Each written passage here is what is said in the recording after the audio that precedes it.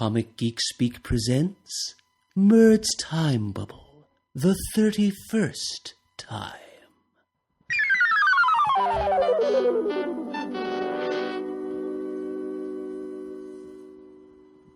All right, I know what you're all thinking. You're thinking, Murd, why do you make us wait so long in between times? Why do you constantly promise up and down at the end of each episode of the Time Bubble that it won't be as long a wait between this episode and the next one as it was between this episode and the last one, and then go ahead and make us wait a whole month longer? Is a semi-annual production schedule really the best you can do? Why you gotta do us that way, Murd?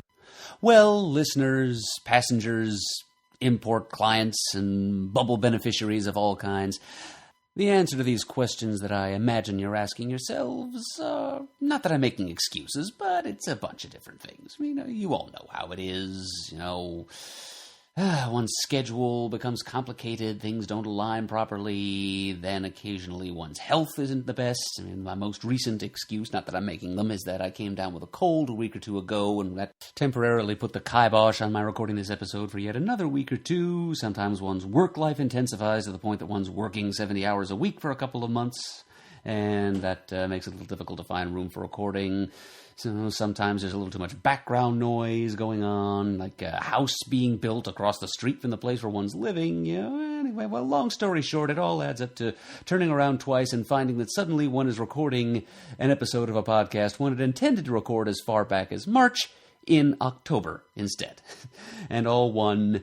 And by one, of course, you know which one I'm referring to. All one can do is shuffle my feet in sheepishly and beg the indulgence of one's loyal listening audience. Sorry, folks. Sorry. It's time does have a way of getting away from one, even when one is used to traveling through said medium.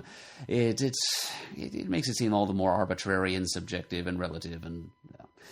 I've done this song and dance before. Anyway, we're all back here once again, and I'm hoping to make it up to you now by bringing to you the latest bushel of back issues for me to break down for your bemused benefit.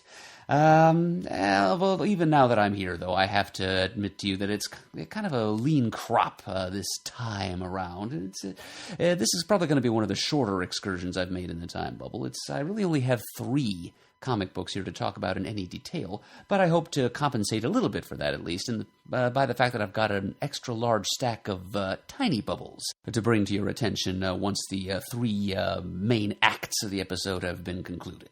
And we will get down to all of that in just a moment here, but first, I did want to extend a little bit of special thanks and recognition to those of you who have extended thanks and recognition to me via the various channels of communication between podcast hosts and listeners, including thecomicforums.vanillacommunity.com. In particular, just all my usual little cast of characters, loyal listeners that give me feedback on the forums, and there are actually a couple of folks who went fairly far out of their way to contact me, not only by forum post, but by private email as well. First of all, I'd like to say hi, hello, view, hello to that renowned spiritualist, storyteller, and semi-professional raconteur, Rabbi Steve Vale, who wanted to let me know how much he appreciated my own abilities as a storyteller. So coming from somebody who goes around, travels to do this very same thing in front of audiences, that does strike me as a fairly high compliment, Steve. I appreciate that. And Steve also wanted to thank me for having, through this podcast, introduced him to a few reads that he's come to treasure, including Superman Green Lantern Legend of the Green Flame, as written by Neil Gaiman and illustrated by a variety of very talented artists. And Steve, you are more than welcome for my having brought this read, which you tell me you have revisited near annually since you first picked it up in Seattle. And it's my honor to have been the vector to have introduced this particular strain of the blessed infection that is quality comics into your life. And also, I wanted to give a bit of a shout-out to the forum user known as Vertighost, who became a Comic Geek Speak listener sometime within the past 12 months, and has stayed on board and been an active participant in the comic forums at thecomicforums.vanillacommunity.com, and also reached out to me via email these 7 or 8 months ago to let me know how much he enjoyed the Time Bubble in particular, how he liked taking trips in said imaginary vehicle along with me, and he encourages me to keep up the good work, and even went so far as to hail me as the Bob Ross of comics podcasting. And ladies and gentlemen, I am extremely flattered by this. I mean, if such a claim can be made by a knowledgeable listener and be believed, I could just put my whole podcasting career in the win column right now, I think. Thank you very much, Hector, and I'm pleased to have you aboard. I hope you're still listening and enjoying what all of us in the ZGS family have to say. I hope you enjoy what I've got to say in this episode of the Time Bubble that is about to commence, that you are about to experience. And do let me know, by the by, if you've gotten far enough in your Time Bubble back listening to have experienced one of the episodes in which I collaborate with a co-pilot, which has happened only 2 or 3 times the entire run of the show. And let me know if you think that the second person participating in the episode did detract from the narrative flow, if you will, of the episode in the way you thought it would. You know, I'm interested to hear what you have to say, as indeed I'm interested to hear what all of you listening out there have to say in future times. But thanks especially to Steve and Hector for going above and beyond to give me a little bit of positive feedback and encouragement as I continue on the never-ending journey through the many eddies, fords, and tributaries of the time stream to bring you back the best of the comics of yesteryear. For your enjoyment and edification. All right, and with that, I think we've gotten to the point where we can actually talk about a few of those slightly older comic books, dipping back once again to the year of our Lord 2001 for the 3 primary selections that this episode has in store. Now, the first of these is the first issue of what turned out to be a 4-issue miniseries. I'm not sure I knew that at the time I bought it. Comes with a cover date of December 2001, and it introduces a Marvel Legacy character, something for which the Marvel Universe was not particularly famous in the early 2000s, at about the same time that DC was becoming quite famous for its Legacy characters, thanks to its popular JSA title. But Marvel, in this case, there were good commercial reasons for Marvel to float this character to its readers as a Legacy character. And the title of the comic is Bloodstone.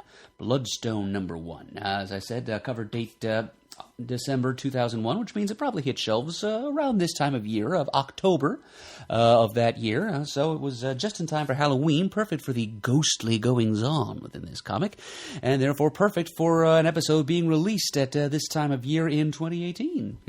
So here's kind of a hidden benefit for my releasing in October a podcast that I had meant to release some 8 months earlier. It's now suddenly timely. So there you go. Happy Halloween, folks. It's my trick and your treat. So anyway, the creative team for this ghoulish goodie, the writers are Dan Abnett and Andy Lanning. That's right, this is a DNA project. Pencils by one Michael Lopez, a name that doesn't really ring any bells for me, but inks by the great Scott Hanna. And it introduces us to the character of Elsa Bloodstone, a character that some of you listening might recall from the Warren Ellis series Next Wave Agents of Hate, as well as other appearances she's made here and there around the Marvel Universe over the past nearly 20 years. But this is where the character got started, in this eponymous series, although she's introduced in a form that differs rather sharply from what you may remember from the aforementioned Warren Ellis Next Wave series. But this is where she got her start. And she's carrying on, as I said, a Marvel Comics legacy. And before we get back to Elsa and her 2001 miniseries, let me spend a little bit of time here speaking about the character whose legacy she has inherited, and that would be the classic monster hunter of Marvel's Bronze Age, Ulysses Bloodstone. Yes, Ulysses, the Elder Bloodstone, made his first appearance in Marvel Presents #1. Cover dated October 1975. Now, that's the first issue of Marvel Presents. It's one of several anthology tryout type books that Marvel had in its publishing line between the 60s and 70s. Not a very short, long-lived one. It only lasted about 12 issues. I think they were bi-monthly issues, so spread out over 2 years, but for the first 2 of those 12 issues, we were treated to the first 2 appearances of Ulysses Bloodstone. And Marvel Presents #1, just on a personal note, this is a comic that I somehow managed to purchase no fewer than 3 distinct times in the course of my collecting career. Don't ask me how it kept slipping my mind that I already had it. I just kind of went for it like a magpie after a shiny object every time I saw it in a cheap bin. I'm reminded of that episode of Family Guy where Peter Griffin is tricking actor James Woods into a box trap by leaving a trail of M&Ms. Ooh, piece of candy. Ooh, piece of candy. With me it was, ooh, first appearance of Bloodstone. Ooh, first appearance of Bloodstone. Next thing I know, I've got at least 3 copies of this thing lying around my apartment. Fortunately, it finally got it drummed into my thick skull that I already owned this thing. Otherwise, I'd probably be able to paper my den with copies of Marvel Presents #1 by now.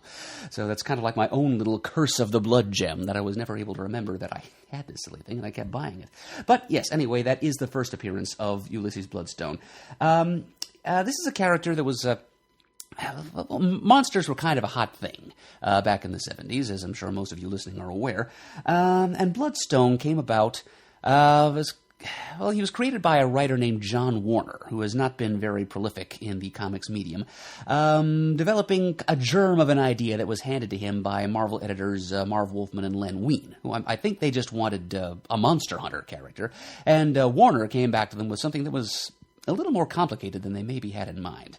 The backstory for Ulysses Bloodstone is that, going back far, far to the dawn of time in the Marvel Universe. Well, okay, not that far back. He's not quite... Well, I guess you could technically go that far back if you're talking about the origin of the entity that ended up empowering Bloodstone. But if you're talking about Bloodstone himself, you only have to go back, 100,000 years or so, give or take a millennium, when the man who would eventually be called Bloodstone was just a leader of a tribe of primitive hunter-gatherers, a caveman, basically, who came upon a mysterious... fist-sized blood-red gemstone that fell from the sky from elsewhere. He picked it up, and he was in the process of taking it back to show to his tribesfolk, when he ran afoul of an alien being named Uluxil Quantai Sin, who was the designated guardian of this gemstone. He was working in the service of an otherworldly evil entity known as the Hellfire Helix. A bit of the Helix's life force or other dimensional energies was imbued in this blood-red gem. A bit of an altercation ensued between the leader of this pack of cave people and Uluxil Quantai Sin, during which the gem split into fragments, the largest of which ended up embedded in the tribal leader's chest, and the rest of his tribe ended up being vaporized. So when he came to, he eventually discovered that this chunk of alien gem that had been embedded in his chest granted him functional immortality, as well as several other superhuman attributes, which gave him plenty of time and resources and drive to seek vengeance for what had happened to his people. And that's pretty much what motivated him throughout the ensuing 100,000 years or so, as he trekked back and forth across the globe multiple times in search of Quantai Sin and vengeance for his decimated tribe. So over the years, he amassed quite a bit of wisdom and resources, learned to speak quite a few languages, mastered a lot of skills, had all kinds of financial wherewithal all over the world. Eventually, he assumed the identity of Ulysses Bloodstone, inspired by, again, the red prism embedded in his chest. And he gained kind of a reputation as a globe-trotting monster hunter. The only monsters he was really interested in hunting, of course, were Uluxil Quantai Sin and its master, the Hellfire Helix. But Quantai Sin kept sending all these monstrous creatures and beasts, mostly of the Lee Kirby Ditko Atlas Comics era, like giant atomic monster variety, Timbuba, Gratu, and so forth, that kind of monster. Ulysses Bloodstone was kind of forced to dispatch these monsters as they came to him, and that's how he earned this reputation as a monster hunter, and eventually he just kind of shrugged and decided to lean into it and go with it, and became world-renowned as a hunter of the biggest and most dangerous game Marvel Universe Earth had to offer. And that was kind of his basic concept. He was a guy who trotted around the world in a near immortal quest for vengeance. He had a few people that helped him out on the way, a supporting cast. He was really kind of like, to give you the high concept elevator pitch here, he was like Doc Savage meets Vandal Savage, because I'm sure some of you who are listening probably drew the parallels between Bloodstone and Savage in that they were both primordial human beings who were empowered by alien meteorites that gave them immortality. So, yeah, Bloodstone got his rocks off, pun somewhat intended, in those first 2 issues of Marvel Presents, and then he had to shuffle off the stage to make way for other features that were being rotated through there, and suddenly the character found itself without a home. The writer, Warner, had come up with kind of an elaborate, epic, long story he wanted to tell with Bloodstone, and he really didn't have a place in which to do it, but eventually the character found its way into the back pages of the black and white Rampaging Hulk magazine, one of several experiments with that black and white magazine format that Marvel put out in the late 70s. So Bloodstone was a backup feature in the first 8 issues of that magazine, and then in issue number 8 he met his end. And that magazine was published in 1978. So there you are. I mean, this legacy that young Elsa Bloodstone would eventually be carrying on was more or less played out in the span of 3 years, real time, and sporadically at that. I mean, it's not like Bloodstone was continuously published during that period of time. So it's kind of a scant legacy on which to build a new character, but apparently, for as short-lived as his run in the comics had been in the 70s, Bloodstone made an impression on people. He was fondly remembered by somebody because a bunch of writers in the course of the next decade or 2 kept bringing him back in flashback form. I don't think anybody ever quite went so far as to bring him back among the living in the Marvel Universe, but they certainly did make use of him, well, the lingering specter of his legacy, or however you want to put it. I mean, I'm thinking of the Bloodstone Hunt storyline that Mark Gruenwald wrote as a part of his semi-fondly remembered run on Captain America, which writer Nick Spencer and I very much liked, but people like Jamie D., my late brother and fellow podcaster, and a bunch of other people who are into Captain America did not like. It's kind of polarizing, that run. But one story arc that he did, like 6 issues, did deal with Bloodstone and expanded on his origin, because that's the kind of thing that Mark Gruenwald liked to do. Take these old, out-of-continuity characters and ideas and put a new layer of lacquer on them, so to speak. There was also an arc just as a little recommendation within a recommendation here, an anthology series that Marvel did in the late 90s. I don't think it made it to issue 12, but it was written by Roger Stern. It was called Marvel Universe, and each few-issue arc of that anthology series took place in a different time and place in Marvel Universe history. It was a vehicle for kind of oddball little Marvel history-type stories that didn't necessarily fit into too many ongoing series. And one of the stories was set in the fabulous 50s, and it featured a team called the Monster Hunters, which involved Dr. Druid, Namora, the cousin of Namor and mother of Namorita, and also, of course, Ulysses Bloodstone.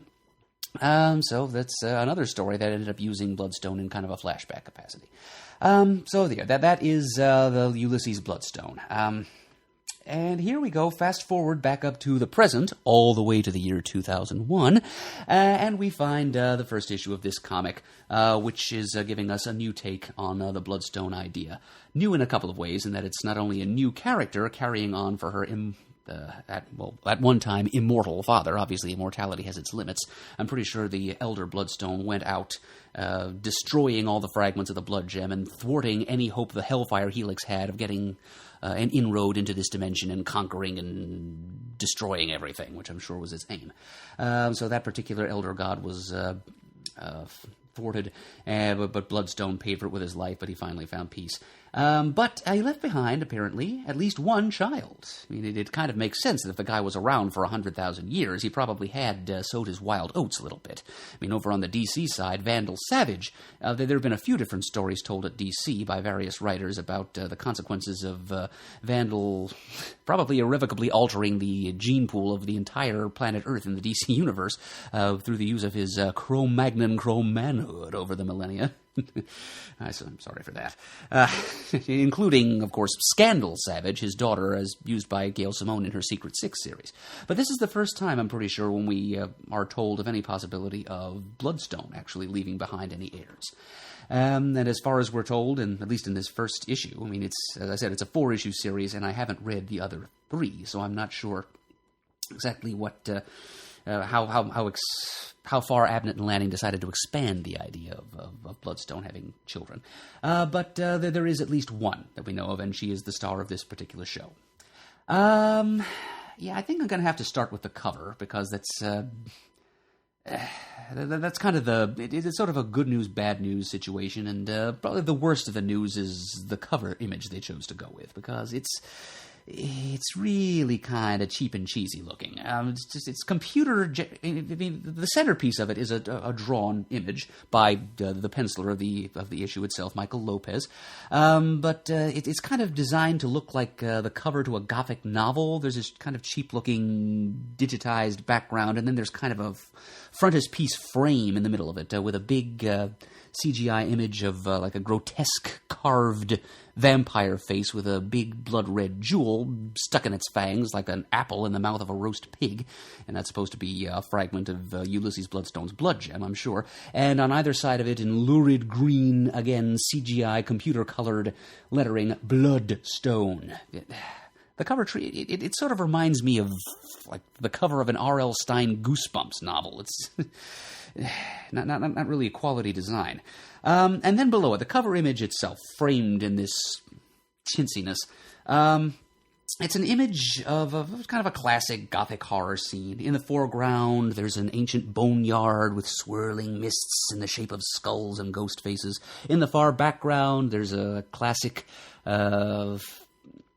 old haunted castle with high turrets up on a high peak overlooking, in the middle ground, a sleepy little Carpathian village circa the 19th century, complete with the silhouettes of tiny little angry villagers, complete with torches and pitchforks as they stream through the town and up the winding road to storm the castle. And hovering over all of this, none of which really has anything to do with the story inside the comic, I might add, larger than life, we see our heroine, Elsa Bloodstone. She's attired in kind of a Lara Croft-style mission outfit. She's got a handgun holstered underneath her left armpit. Her body is turned in kind of an unnatural pose so that we get a lovely, pointy profile shot of her bosom. Meanwhile, her rear end is sticking straight out at the viewer, and her head is turned to look out at us with this frightened little girl in trouble look on her face as her long platinum blonde braids toss in the evening breeze. It's a fairly sexualized image, folks. It's a little bit on the sexploitative side. It's not the kind of thing that probably would have been used as a cover image for this series if it were released today. But to the creator's credit, Elsa is nowhere near this sexualized anywhere inside the comic, although I will say, at no point do we see her with her midriff covered. But that's got as much to do with 2001 as it's got to do with any kind of baseline sexism. You got to remember, this is back in the days when boy bands roamed the earth, and when, in the age of the pop princess, the belly shirt was queen. And that's pretty much all Elsa wears inside this issue, and that's pretty much what she's wearing on the cover, too. Somewhere in academic pop culture literature, there are journals of popular culture published. I ought to know. I read several of them, and when I was a student of popular culture in grad school. But I'm sure there are articles to be written, if they haven't already been, somewhere in the subsection of pop culture scholarship that deals with the semiotics of fashion, that will talk about the cultural significance of the belly shirt. Because, they were the big thing in the early 2000s. I mean, not only were they omnipresent in the shopping malls and the high school corridors of our country back then, they were also all over popular media. Not only on the aforementioned pop princesses, Britney, Christina, Jessica Simpson, et al., but also on various female characters encountered in video games, such as Lara Croft, Buffy the Vampire Slayer. A little later on, we got Kim Possible, whose original mission outfit included a bare midriff. Yeah, I'm not going to... I could possibly conjecture as to what that significance might be. Something about constrained sexuality mingled with will to action on the part of the women wearing these things. I'm not going to write another thesis in the time I've got allotted here, but suffice to say that belly shirts were everywhere in the 2000s, and this comic stands as one of many items of proof I could adduce. But yeah, so the cover, what the cover brings across here is that whatever message of positive female empowerment Abnett and Lanning may be trying to accomplish with Elsa in the story itself, there's no question from the tawdry packaging here that's on the cover of this issue that someone at Marvel was not above introducing a little bit of cheesecakey good girl sex appeal to help sell the thing. So, okay, let's move past the cover now. Let's and then see something that's maybe a little bit more positive inside. Let me read to you the title page blurb. You know, the Stan Lee Presents spiel that back in 2001 we were still getting at the beginning of just about every Marvel comic. Feisty 18-year-old Elsa Bloodstone never knew that her father Ulysses was the world's greatest monster hunter. But now she's found out the hard way, accidentally assuming the mantle her father once wore. By donning the mysterious Bloodstone, a little bit of a red flag going up there, Elsa becomes imbued with super strength and other magical powers, ready to protect the world from all types of monsters. Stan Lee Presents Bloodstone.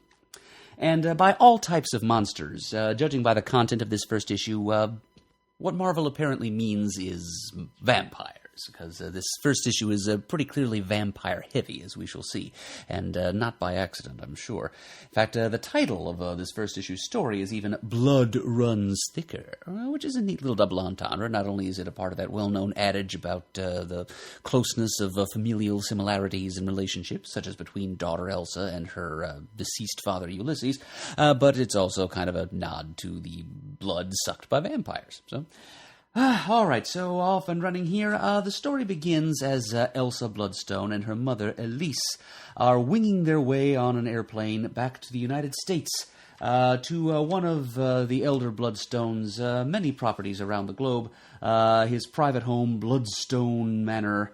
I think that's what it's called anyway, but if not, that's what I'm going with, in New York State.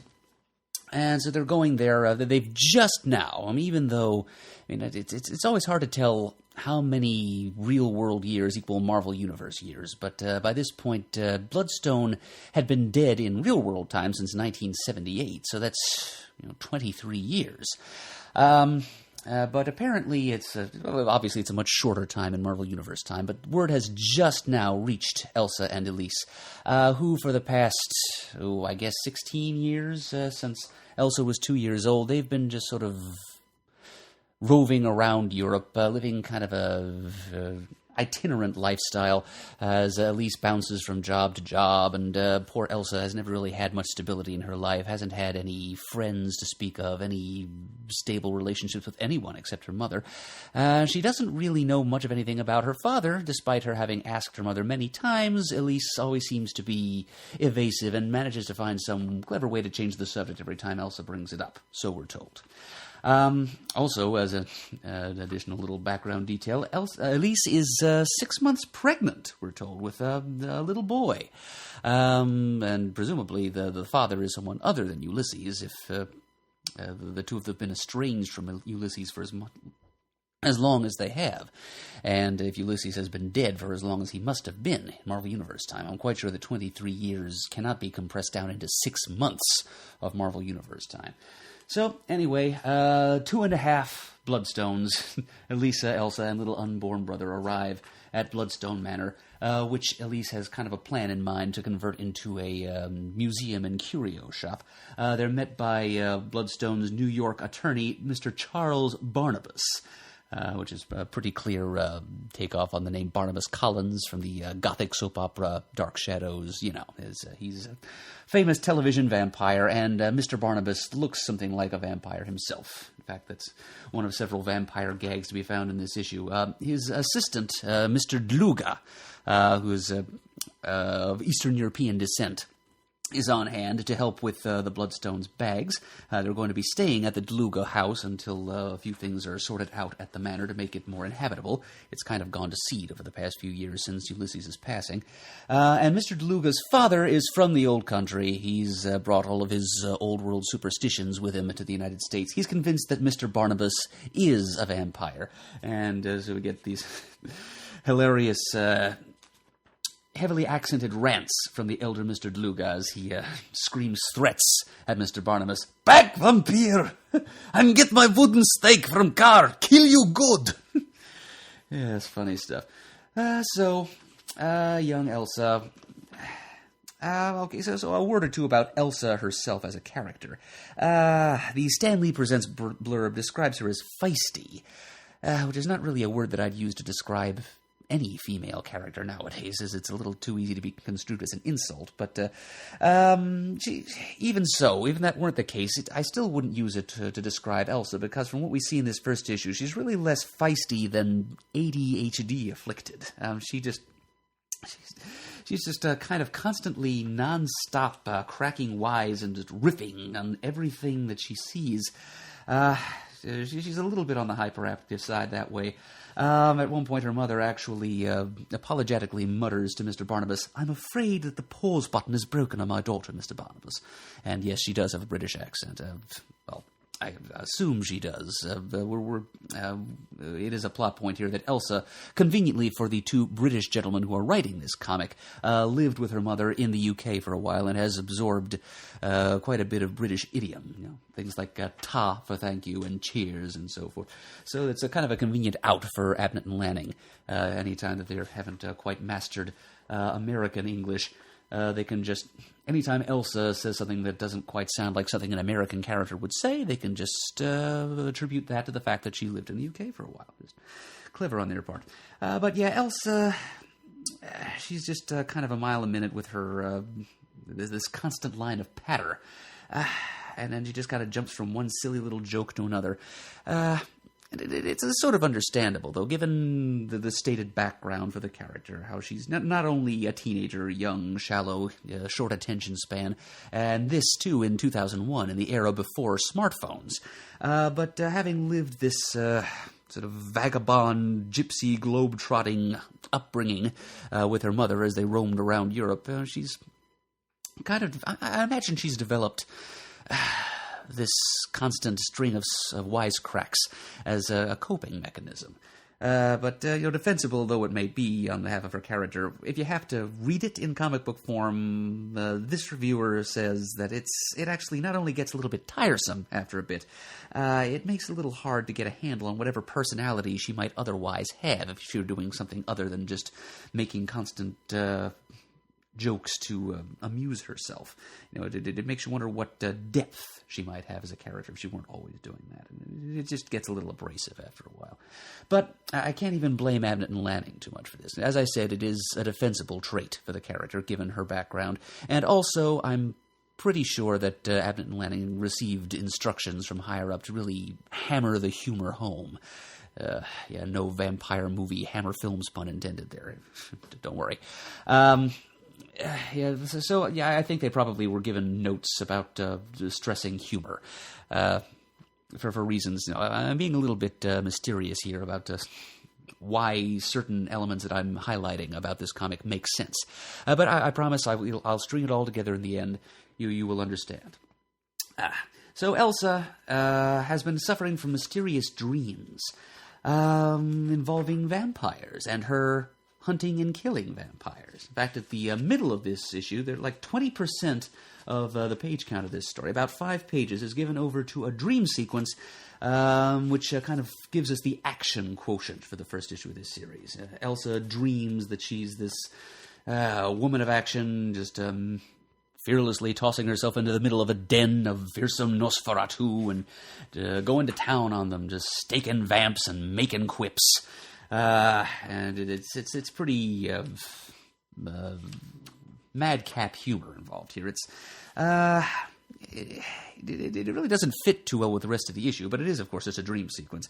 It seems to me obvious that it was inserted in here to provide the madcap monster fighting action that Marvel probably wanted out of a series like this, but that issues of pacing and gradual character development disallow in a #1 issue. I mean, they're still introducing Elsa to the audience and also introducing Elsa to the Bloodstone legacy that she's soon going to have to assume.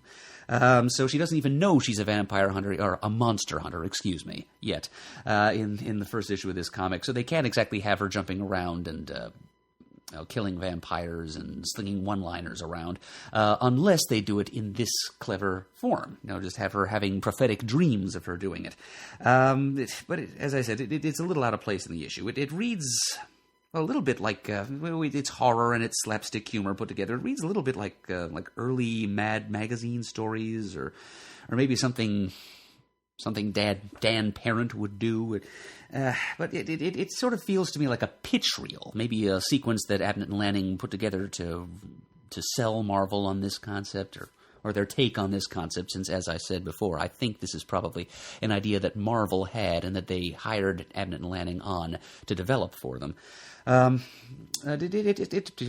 seems to me like the equivalent of a pitch reel that was done as to help sell a possible pilot for a TV show, and then just inserted into the middle of this otherwise unconnected story.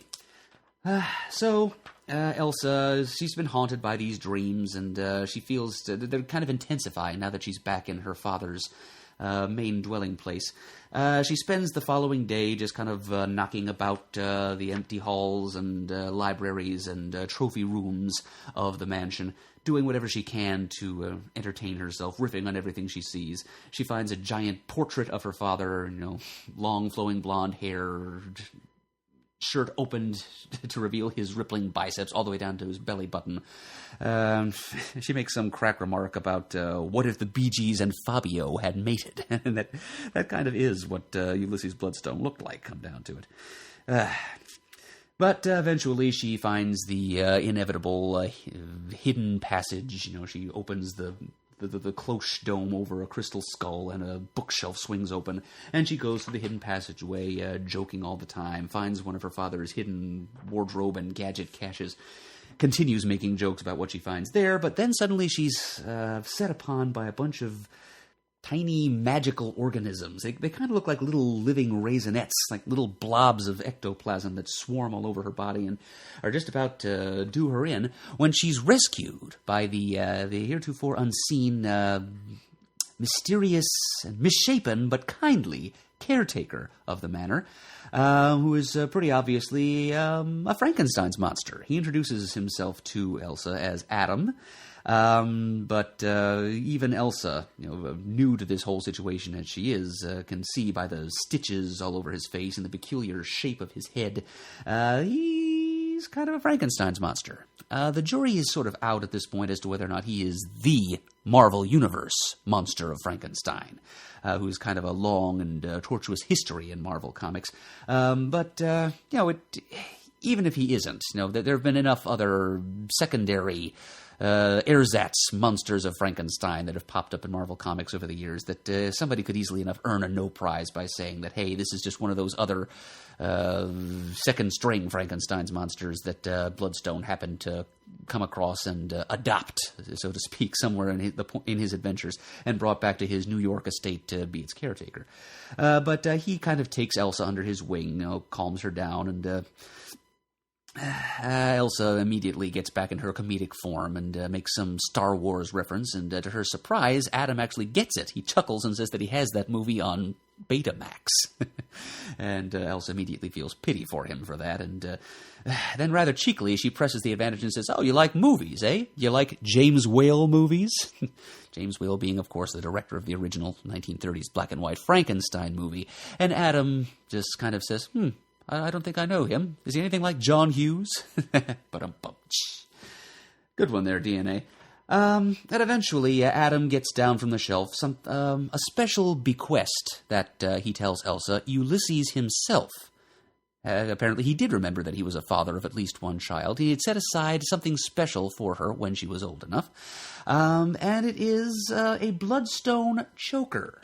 All right, now here's where I can clarify what I meant earlier when I said that that line from the opening blurb of this issue about donning the mysterious bloodstone set up some warning flags. The bloodstone, the original blood gem, a portion of which Ulysses had embedded in his chest, it really wasn't a magic gem so much as it was kind of an external organ of an extra-dimensional demonic parasite. This was not something that, despite the advantages it afforded Ulysses, the immortality and super strength and all that good stuff, it was also a part of a hellish Lovecraftian evil that he had to bear with him across 100,000 years of life on Earth. I don't think it's something that he would necessarily want to see passed on to his children. When especially not in costume jewelry form. Elsa puts the thing around her neck She immediately shouts, "Ouch, it bit me!" And Adam replies that he thinks it's supposed to do that. It's apparently tapping into her life force in a way similar to what it did to Ulysses before her. And she's feeling this surge of vitality flowing through her. It's giving her superhuman capabilities. I mean, that much seems pretty obvious, but it just doesn't seem to me that Ulysses would really want his daughter to have to bear a burden like this. So this is one of a few cues I see in this issue that Abnett and Lanning are maybe not really wanting to bother with most of the established Bloodstone continuity and backstory. Or, also equally possible, maybe somebody in editorial told them that they didn't have to, or that they shouldn't deal with it. It's what they do mention about it. They're basically just saying that he's a monster hunter, and that he had this Bloodstone was in his possession and it gave him powers. It's really all that in this first issue we know about Bloodstone and his past, which is works well enough because at this point we're seeing things through Elsa's eyes, and she knows next to nothing about Bloodstone too. But it just does seem that continuity is somewhat optional in this miniseries. Like the point is less to really abide by the existing lore of Ulysses Bloodstone as to introduce this new character that Marvel wants to do things with. So then the issue continues from there. We're a few pages from the end. Elsa picks up one of the gimmicks that's there in Adam's little private room, and it happens to be shaped like Aladdin's lamp. She picks it up and wishes aloud. Well, it starts flashing, and she wishes aloud that she wished she knew why, and Adam screams, "Don't say wish! Don't say wish!" There's a giant flash of light and a zink sound effect worthy of the Adam West Batman show, and the next thing you know, Adam is standing there in the middle of an empty room, muttering to himself, "She said wish." Elsa, meanwhile, is transported across time and space to a deep, spooky forest, where a Donnybrook is going on between a macabre figure and several clearly outmatched men in jumpsuits. The cloaked macabre figure is clearly winning out, but then he whirls around, sees Elsa standing there with a bloodstone choker around her neck, and he identifies her immediately as a Bloodstone. And the next words out of his mouth are, "Did you think this cowardly trap would finish the likes of Dracula?" And Elsa says, "Don't ask me, I just got here." And there's the end of the issue. The next issue blurb is simply 2 words, "Bite me." So, yep. So that's their first issue of the Bloodstone miniseries, which, again, I didn't really know when I bought this that it was going to be a miniseries. I sort of assumed it was the first issue of an ongoing series. Marvel was a little bit coy in its solicitation copy for this, and this is the beginning of something that would become fairly standard practice for them and for other publishers around the industry. The beginning of the practice of the stealth miniseries, where a publisher introduces a new series, not really telling you explicitly whether it's ongoing or mini. And either it turns out to be a miniseries, or I think in many cases they're just miniseries, well, planned as miniseries, but with an option to continue depending on sales.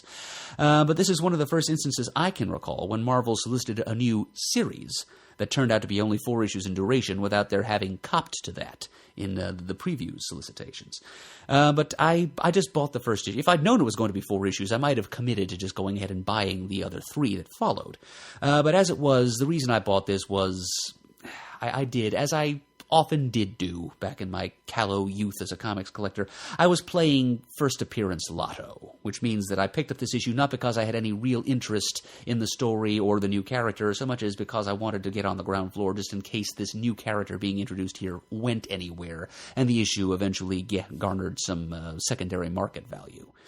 It's a little bit shameful to me now that I used to do this. I've kind of moved beyond that now, but that is pretty much why I bought this issue. So reviewing here, we've got a young, blonde, teenage monster hunter who's got kind of an unnecessary and peculiar focus on vampires, as I've stressed again and again. Mr. Barnabas being mistaken for a vampire, the dream sequence of her fighting vampires, ending up with Dracula, the lord of the vampires, thanks to Aladdin's lamp at the end of this issue. if the little dots I've been assembling in your ears over the past couple of minutes of rambling have not yet assembled themselves into kind of a magic eye image in your minds that spells out the words Buffy ripoff, let me spell it out for you another way. This is a Buffy ripoff, okay? I'm 100% sure that is what Marvel had in mind when they decided that they were going to go with this little blonde teenaged Monster Hunter legacy figure in Elsa Bloodstone. And I mentioned earlier that it made good commercial sense for them to go the legacy route with this instead of just creating a new character to be a Buffy clone. This way, because she is tied into a pre-existing character from Marvel's character library with a history of monster hunting, they have some plausible deniability when the accusations of Buffy clones start raining down on them. They can say, oh, what? But Ulysses Bloodstone's been around from 1975 on. If anything, Buffy's a ripoff of him. Yeah, I don't think they'd really be quite as shameless as that to make a claim like that. But at the very least, they could just point to this pre-existing character and say, no, we're not trying to cash in on Buffy's success. No, we're just reviving this classic Marvel character in a new form, that's all. But yeah, I'm pretty sure that they were trying, in fact, to tap into the popularity of Buffy. And, just to contextualize this a bit more, this is, as I've said before, the fall of 2001. Buffy the Vampire Slayer has actually, at that time, just commenced its 6th and, this is for you, Pants, penultimate season on the the WB network. So having been on the air for 6 years, it's maybe a little long in the tooth, a little past its peak popularity, but it's still fairly hot, still relevant, and still plagiarism worthy. Apparently somebody at Marvel seemed to think.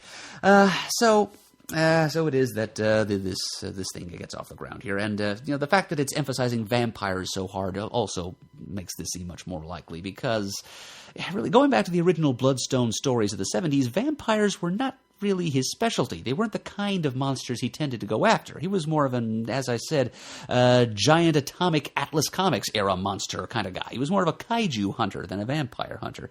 So stressing vampires in this new series, again, lends some added credibility to my assertion that this is intended to be kind of a Buffy doppelganger thing. Actually, as a part of the research I was doing for this episode, I managed to dig up a contemporary interview with Abnett and Lanning that was still cached on the internet somewhere. It was the interview was conducted back in 2001, shortly before the first issue came out, and the interviewer kind of brought up point blank the elephant in the room, the similarity to Buffy on the surface, and Abnett and Lanning kind of hedged a little bit, and one of them said, and I quote, that he had, quote, never seen an episode of Buffy all the way through. So it is a way of kind of tacitly, but not too explicitly, deflecting, without perjuring themselves, the rumors of Buffy ripoffery. But they also do admit in that same interview that Bloodstone could become a television pilot. And it seems fairly clear to me that that's exactly what Marvel had in mind the entire time. This was something that they wanted to introduce in this little sort of backdoor pilot comic book miniseries, and then shop around maybe to develop into a TV show in syndication, something to compete with Buffy, but within a Marvel Universe kind of setting. Now, heck, even the Frankenstein monster calling himself Adam that's technically another Buffy connection, although perhaps unwittingly so. I mean, there was actually, I seem to recall, a character in Buffy that was called Adam, who was basically a patchwork Frankenstein monster that was created by some kind of a military experiment. Yes, all of this I'm kind of saying through my hat, though. I mean, I know enough about Buffy to know a blatant clone thereof when I see it, but I've got to say I've never been much of a Buffy fan. I mean, this Bloodstone comic is the closest thing to a Buffy the Vampire Slayer comic you are likely to hear about on this particular spin-off podcast to which you're now listening, because I have never really been a Buffy fan. I just never got into it. At the time, I think I found Joss Whedon's trademark style of both humor and storytelling to be a little bit too hip, too self-aware. I don't know. It just kind of rubbed me the wrong way. So, yeah, I never really got on board with that. Despite the efforts of my friend and occasional podcast colleague, Matt. He and I go way back. We've been friends since third grade. And for a little while there, in the early 2000s, a little bit after the time this Bloodstone comic was published, actually, after both of us had finished with college, we were just a couple of dumb, single, pathetic early 20s guys just kind of loping around trying to figure out what to do with ourselves and get our lives off the ground. So during that period, Matt and I hung out fairly often. He'd ask me over to his place. And at that time, he lived alone in this fairly creepy old turn of the 20th century townhouse, formerly occupied by his great aunt, and it still had some of her old furniture hanging around it. So it was a little on the gloomy side, a little Wayne Manor, which was perfect for Matt's mystique at the time, perfect place for a young Batman fan to hang out and brood and watch vampire-inspired content on TV. He'd ask me over, we'd watch movies, and then after the movie was over, he'd say, "Hey, how about I put in an episode or two of Buffy or Angel?" It was just, I think he wanted somebody to talk to about this thing that he was big into, not just because of his long-standing crush on Sarah Michelle Gellar either, but because he enjoyed the stuff for its other merits. And I would just kind of smile tightly and check my watch, agree to sit there through one episode of whatever he wanted to show me, and then excuse myself discreetly. Yep, Matt succeeded in a huge way in luring me into comics fandom and Teenage Mutant Ninja Turtle fandom before that, when we were in like 5th grade. But he didn't quite get me into Buffy fandom, and so then maybe that's why I'm coming down so hard on this Bloodstone miniseries for being so flagrantly exactly what I'm calling it, a Buffy ripoff that Marvel was trying to market. But that doesn't mean that Abnett and Lanning and their artistic collaborators didn't do a halfway good job of turning in an entertaining story along the way. Having read this first issue, as I said, I didn't buy the other 3 issues of this miniseries, but now I feel like I almost have to see where this goes. I mean, it's pretty heavily implied that Aladdin's lamp has transported Elsa through time and space to give her a chance to maybe encounter her father and, have a heart-to-heart with him, learn about him and this legacy she's being asked to carry on, to see how much of the old, 70s material Abnett and Lanning eventually bring to the printed page in this early 2000s miniseries. And just to see what the relationship will be during the brief meeting between father and daughter, who were never allowed to really have a relationship while they were both among the living.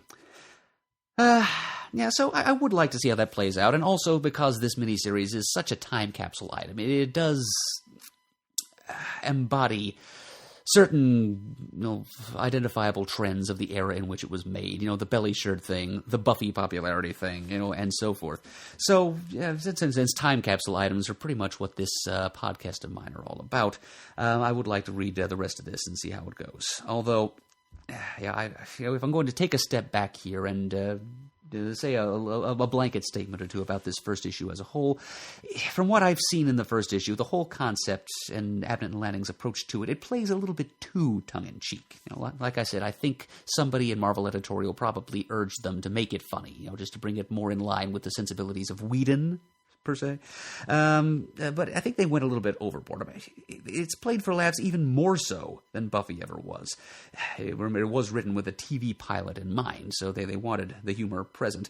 But the humor ends up outbalancing the horror and also the humanity of the main character. As I said, it's a little difficult to relate to Elsa as a person, to know what kind of depth as a character she might have if she weren't constantly making these stupid little jokes all the time. A decent, one word that serves fairly well to describe the overall tone is frothy. Sticky is another. So that's about what this first issue of this miniseries is about. It certainly doesn't take itself particularly seriously.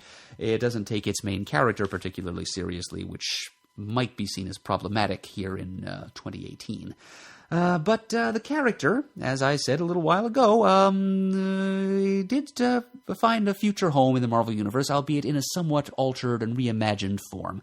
She's got a great deal more edge to her when she turns up in Next Wave Agents of Hate, and she would bounce around the Marvel Universe a bit more in the years that followed. I think most recently she was a major player in the Monsters Unleashed event that Marvel published late 2017.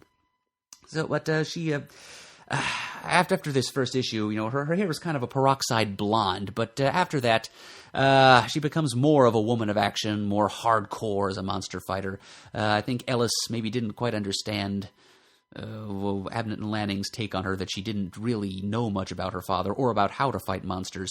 Ellis seemed to take the idea that she was the daughter of a monster hunter and ran with it in such that she was raised to fight monsters, which she certainly was not.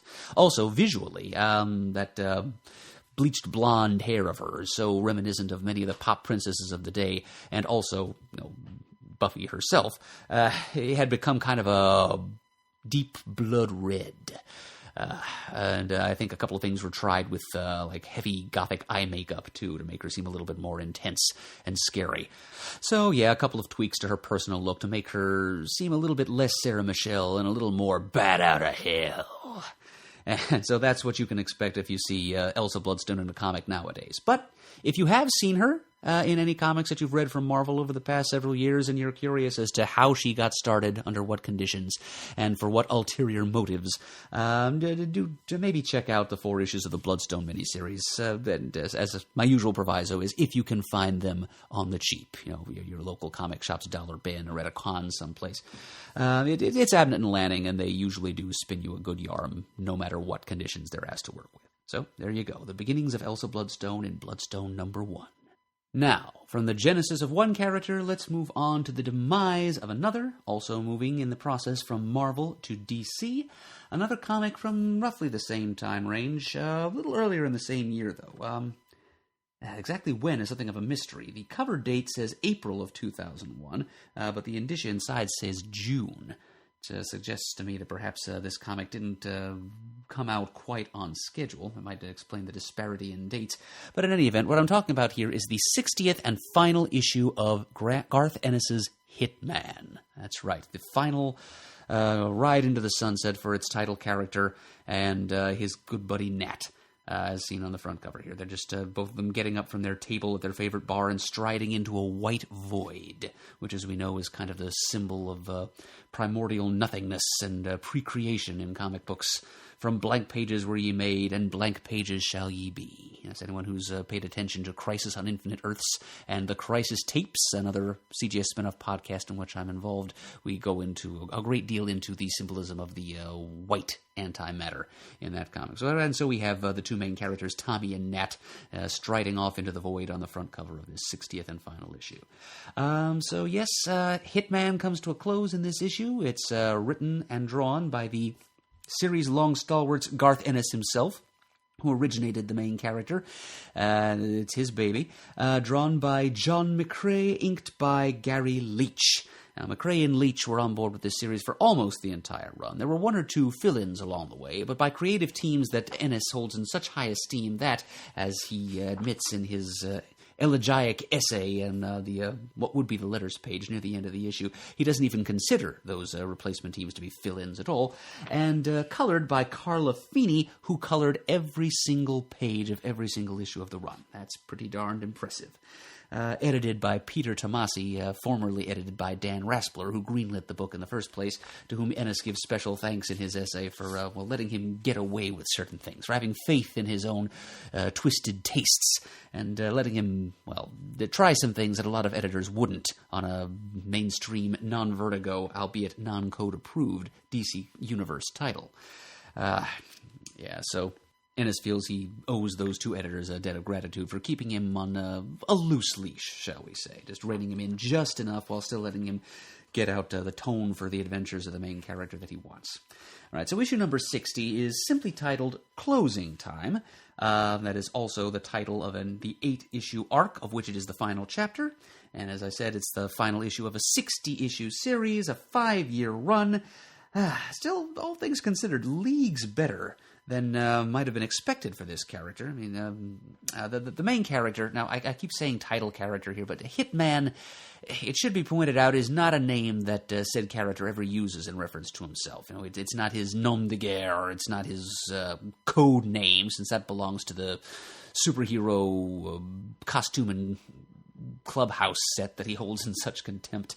He does occasionally, in the course of his adventures in his 60-issue run, get dragged into the world of capes and code names, but he always just kind of barely suppress a mean-spirited chuckle at this world they live in. And so he does not call himself Hitman. Let's put it where it's at. His name is Tommy Monaghan. Monaghan,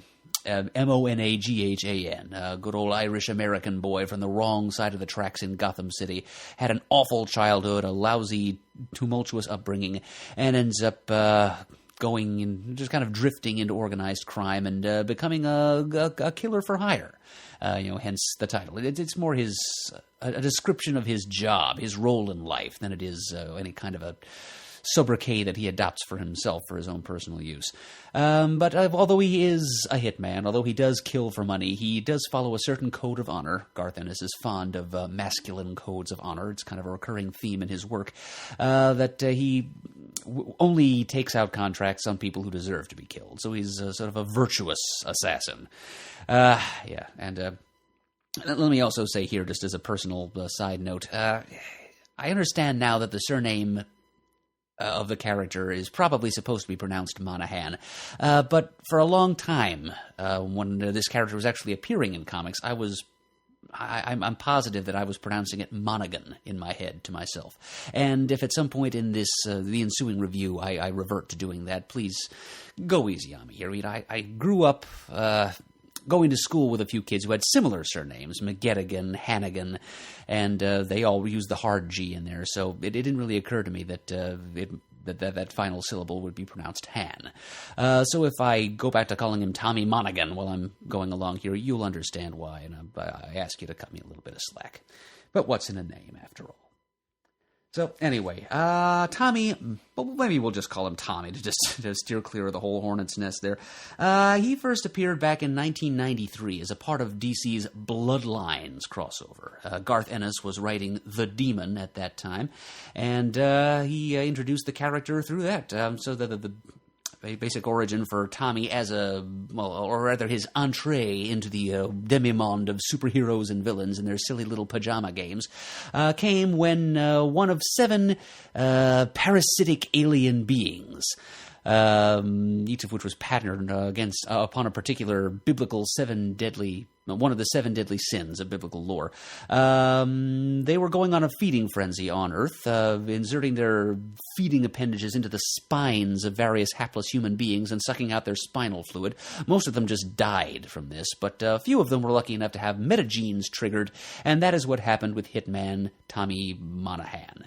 And he gained special vision powers. His eyes turned jet black, no visible irises, pupils, sclera, just blackness, a fact that he tended to conceal behind his trademark shades.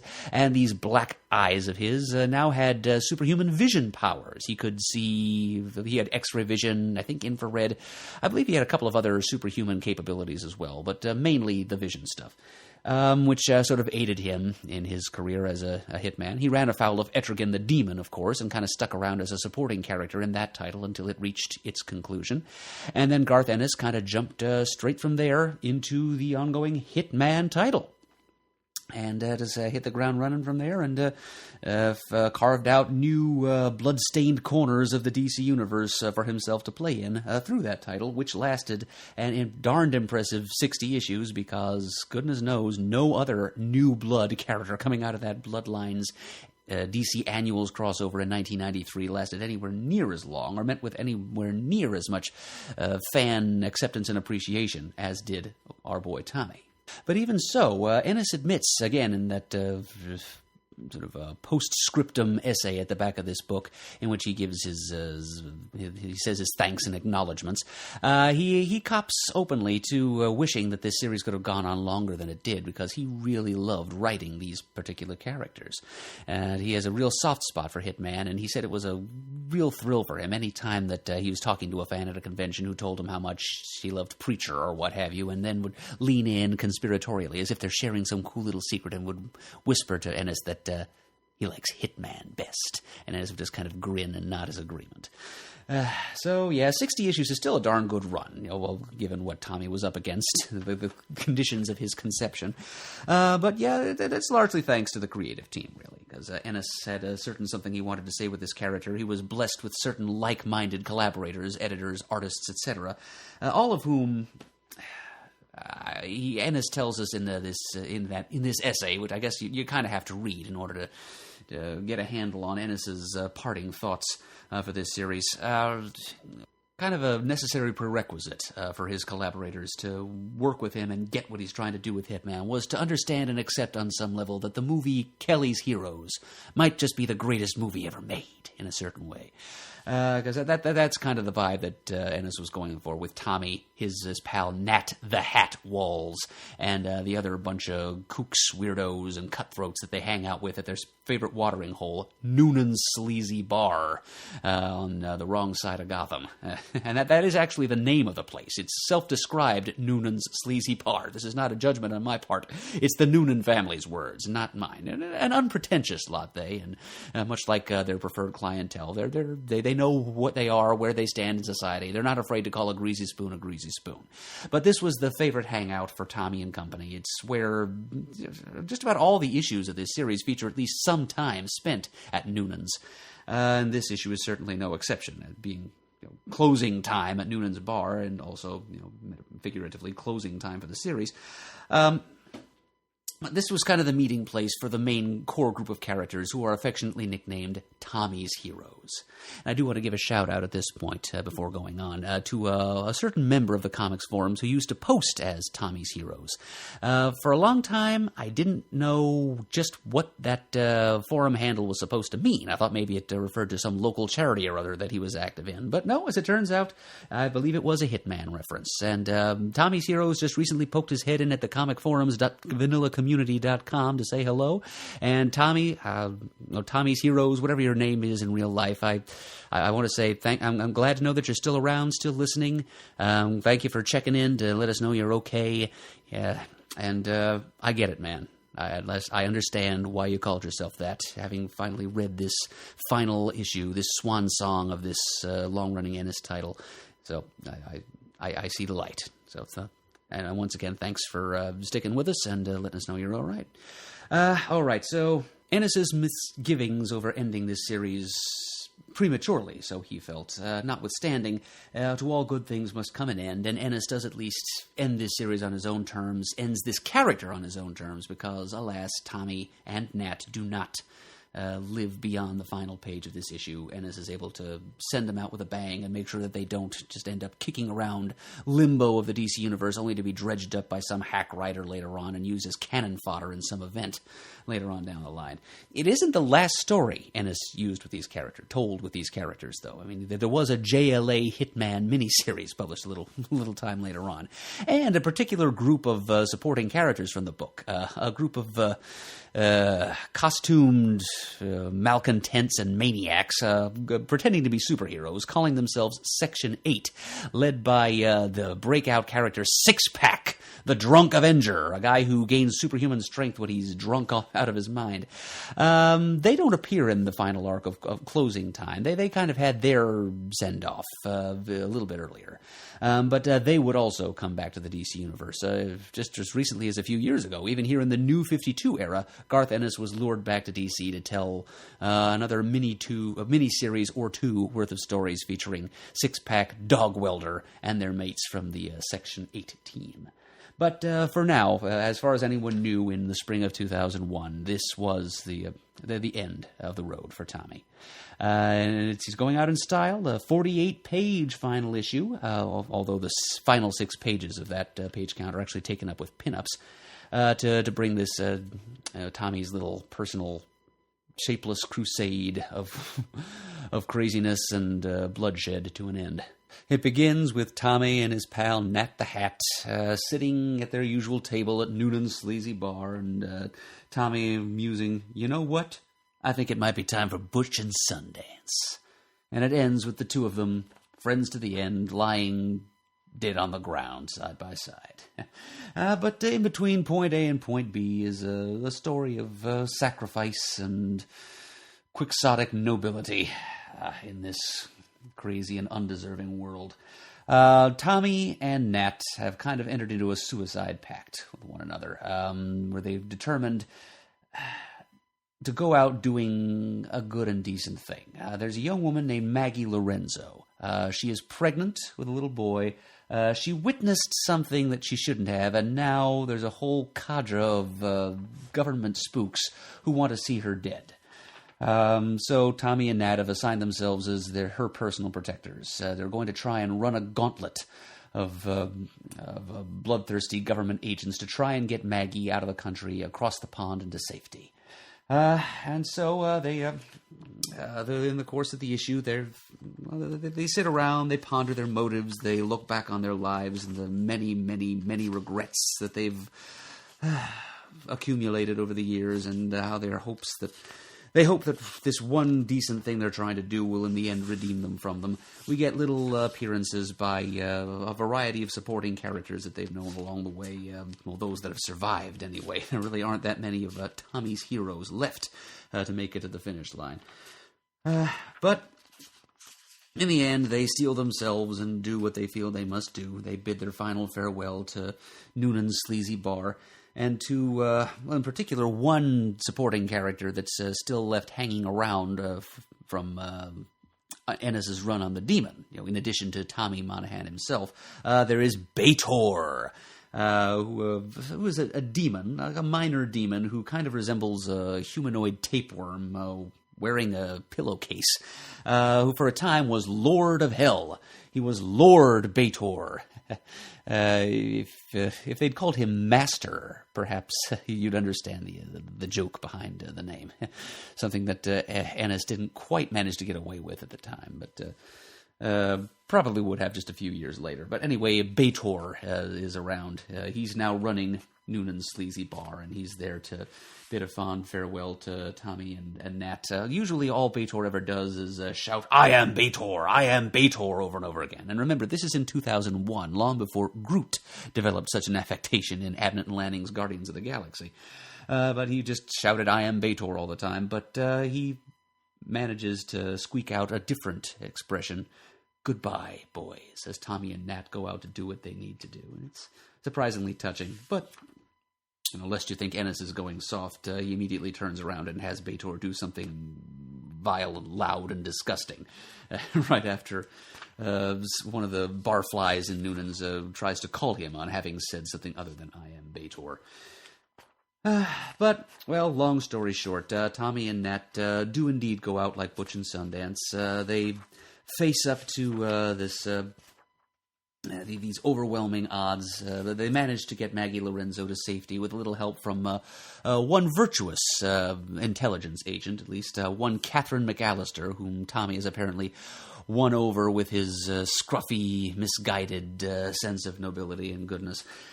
She agrees to be Maggie's ride to safety, lifts her out by helicopter, but Nat gets shot in the course of the escape, and Tommy refuses to leave him behind to die alone, or worse yet, to fall alive into the hands of these black hat government agents that are descending on them. So Tommy jumps down and kills as many of them as possible, and makes sure that both he and Nat take enough bullets that they won't be taken alive and experimented on and turned into horrible monstrosities. This particular branch of the U.S. intelligence apparatus has been known to create Frankensteinian super soldiers, or at least attempt to. So Tommy and Nat certainly don't want that. And sure enough, they do indeed die a blissful death. Tommy shares with Nat a vision he'd had in a dream recently of the late Sean Noonan, the father that Tommy never had. Who was the original owner of Noonan's Sleazy Bar, welcoming them to eternal happy hour in some distant paradise in the hereafter. And the final word of the story is Nat just whispering with his final breath, cool. Extreme full-page close-up on the two friends' faces side by side as life leaves them. And that's all she wrote, folks. That's the conclusion of the long and sordid saga of Tommy Monahan, professional hitman.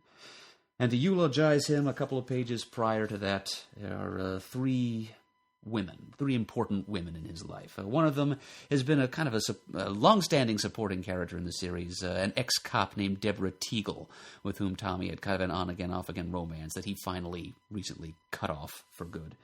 She is driving out of town and muttering under her breath, idiot.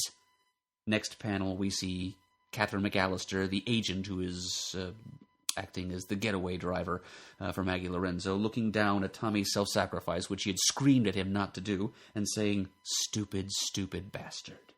And then Maggie Lorenzo himself, the woman for whom Tommy sacrificed his life, just giving the most positive eulogy of the three.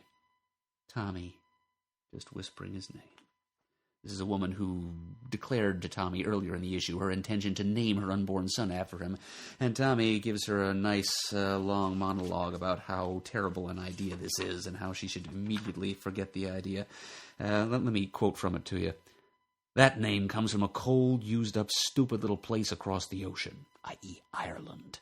It was given to me out of spite for the son of a bitch who screwed my mother. The whole goddamn mess ended in blood. I never got out from under it either. All I've got to show for my 28 years is a long, dark trail of slaughter and killing, and my friends get knocked off one by one. There ain't nothing there to celebrate or to remember. So don't, okay?" And Maggie's takeaway from that is simply to whisper, as Tommy walks away from her, "You are so wrong." So at least there's one or two people in this sad old DC Universe world that think positively of Tommy in his passing. Let me also mention here that Noonan's Sleazy Bar is situated on the corner of Saint and Peckinpah in a downtrodden neighborhood of Gotham City. So that, if you know anything about the filmmaking of Sam Peckinpah, should give you an idea of the sensibility that Ennis brings to this series, and certainly to this final issue thereof, which is really pretty touching. Now, how Tommy and Nat, who've been friends for years, they did a turn together in certain earlier issues. We see flashbacks of their time together in the army during Operation Desert Storm, and now they meet their end together. And that brings us to the end of Hitman.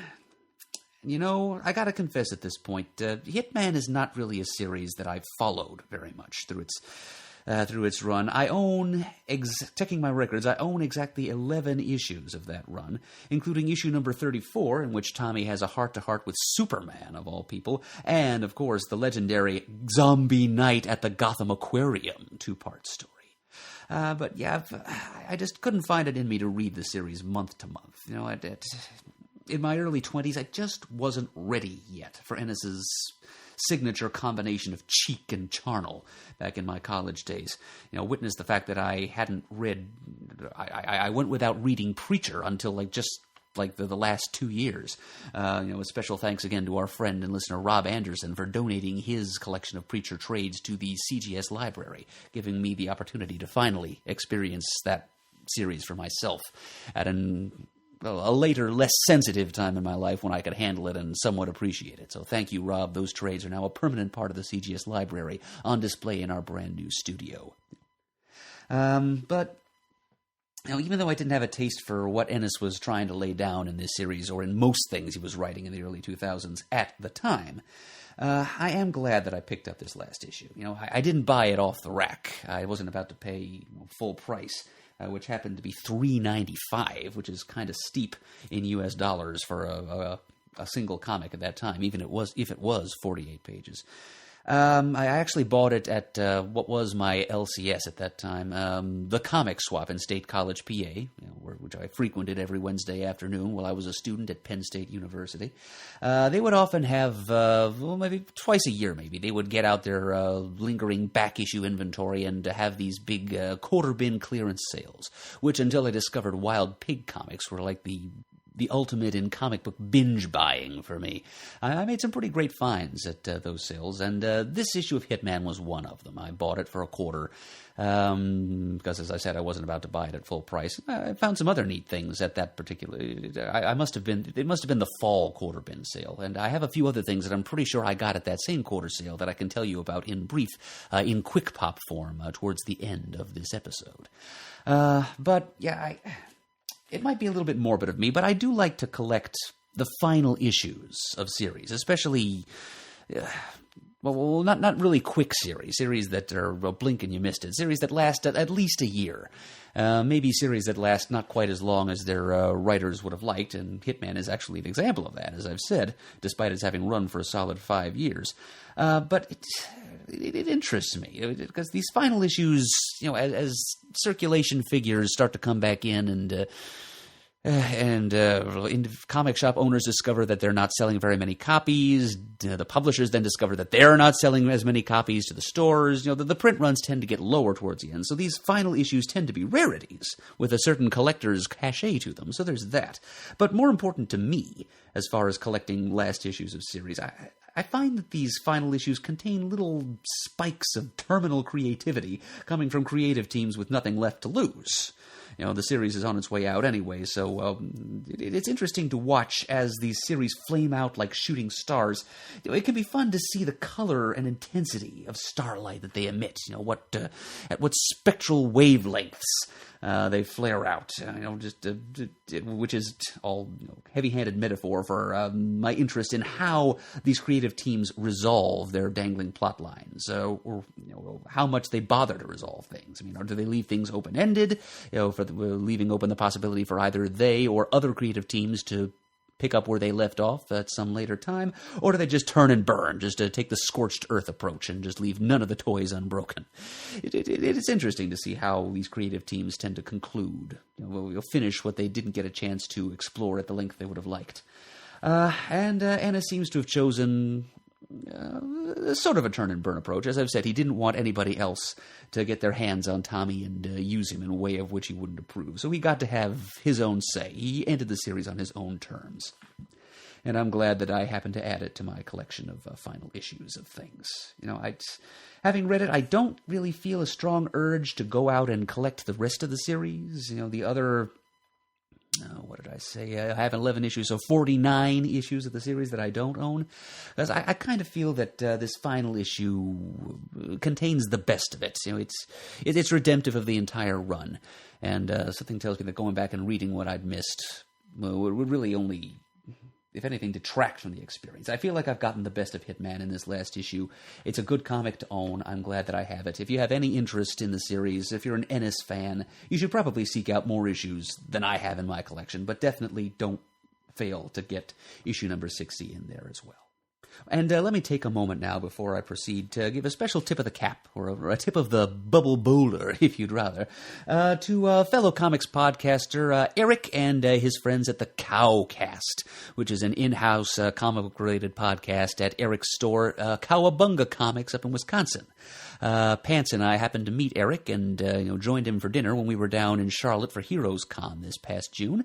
And Eric got to tell us about how he was fortunate enough through a few happy coincidences and a few connections exploited to get Garth Ennis to show up at his shop for a signing a little while ago. And even better than that, how they had the further good luck to go with Garth Ennis to a local pub and just sit down and spend several blessed hours shooting the bull, exchanging stories of a profane nature, and it's really living that dive bar atmosphere, the lads hanging out down by the pub that Ennis finds so worthy of celebration in series such as Hitman. The whole the atmosphere that he shows us through Tommy and his friends, and the assorted burnouts, reprobates, and besotted bums that hang out at Noonan Sleazy Bar. Eric got to live the dream by hanging out at a sleazy bar near him with the prince of the pubs, Garth Ennis himself. And that's a cool thing, and he was telling me that sort of enhanced my rereading of this issue of Hitman as I prepared for this episode. So, cheers to you, Eric, and to your lads at the Cowcast, which, if you're interested in checking it out, is spelled with 2 Ks, Kowkast. Oh, and one further thing about this issue before we move on, not pertaining to the actual story content, but I do occasionally like to check out the advertisements in as just a further time bubble or a time capsule angle to pursue here. I like to look at the the commercials, the little ads that run in these comics as signs of their times. And this one, being a 48-pager, contains more than the usual number of ads, including a couple of ads that didn't run in that many other comics that were out at the same time. So there happens to be a full-page ad here for Farscape, as seen on the Sci-Fi Channel, on DVD, VHS available, 2001. There's another full-page ad advertising the rock band Finger 11 and telling you where you can go to download free MP3s at finger11.com. 2001. I don't think anybody's heard from Finger 11 for a while. Oh boy, the hairstyles rock stars were expected to have in the early 2000s. I would not wish on a poodle. Good grief. A few pages later, we've got a very narrow amount of page space here. About a third of a page divided vertically. There's like a little paper bookmarks width strip of a single page devoted to an ad for John Travolta in Battlefield Earth. Experience more of the battle on DVD. So that's something that they were hoping desperately people would buy in 2001. And this is something for Shane, an advert for the Silver Age Justice League of America Villains PVC figurine set. This is something that Shane probably has in his prodigious geek gear room, just loaded with different comics and toys. He sets together a mean display of geek paraphernalia. Just take a look at the pictures that have been posted to the Twitter by our sometime producer Brian Pants Christman of our studio to see what a knack Shane has for organizing his geeky bric-a-brac. And he probably has this PVC set. It includes figurines of Amazo, the Key, Queen Bee, and other foes of the Silver Age JLA. And that's something that DC was offering for sale at that time as well.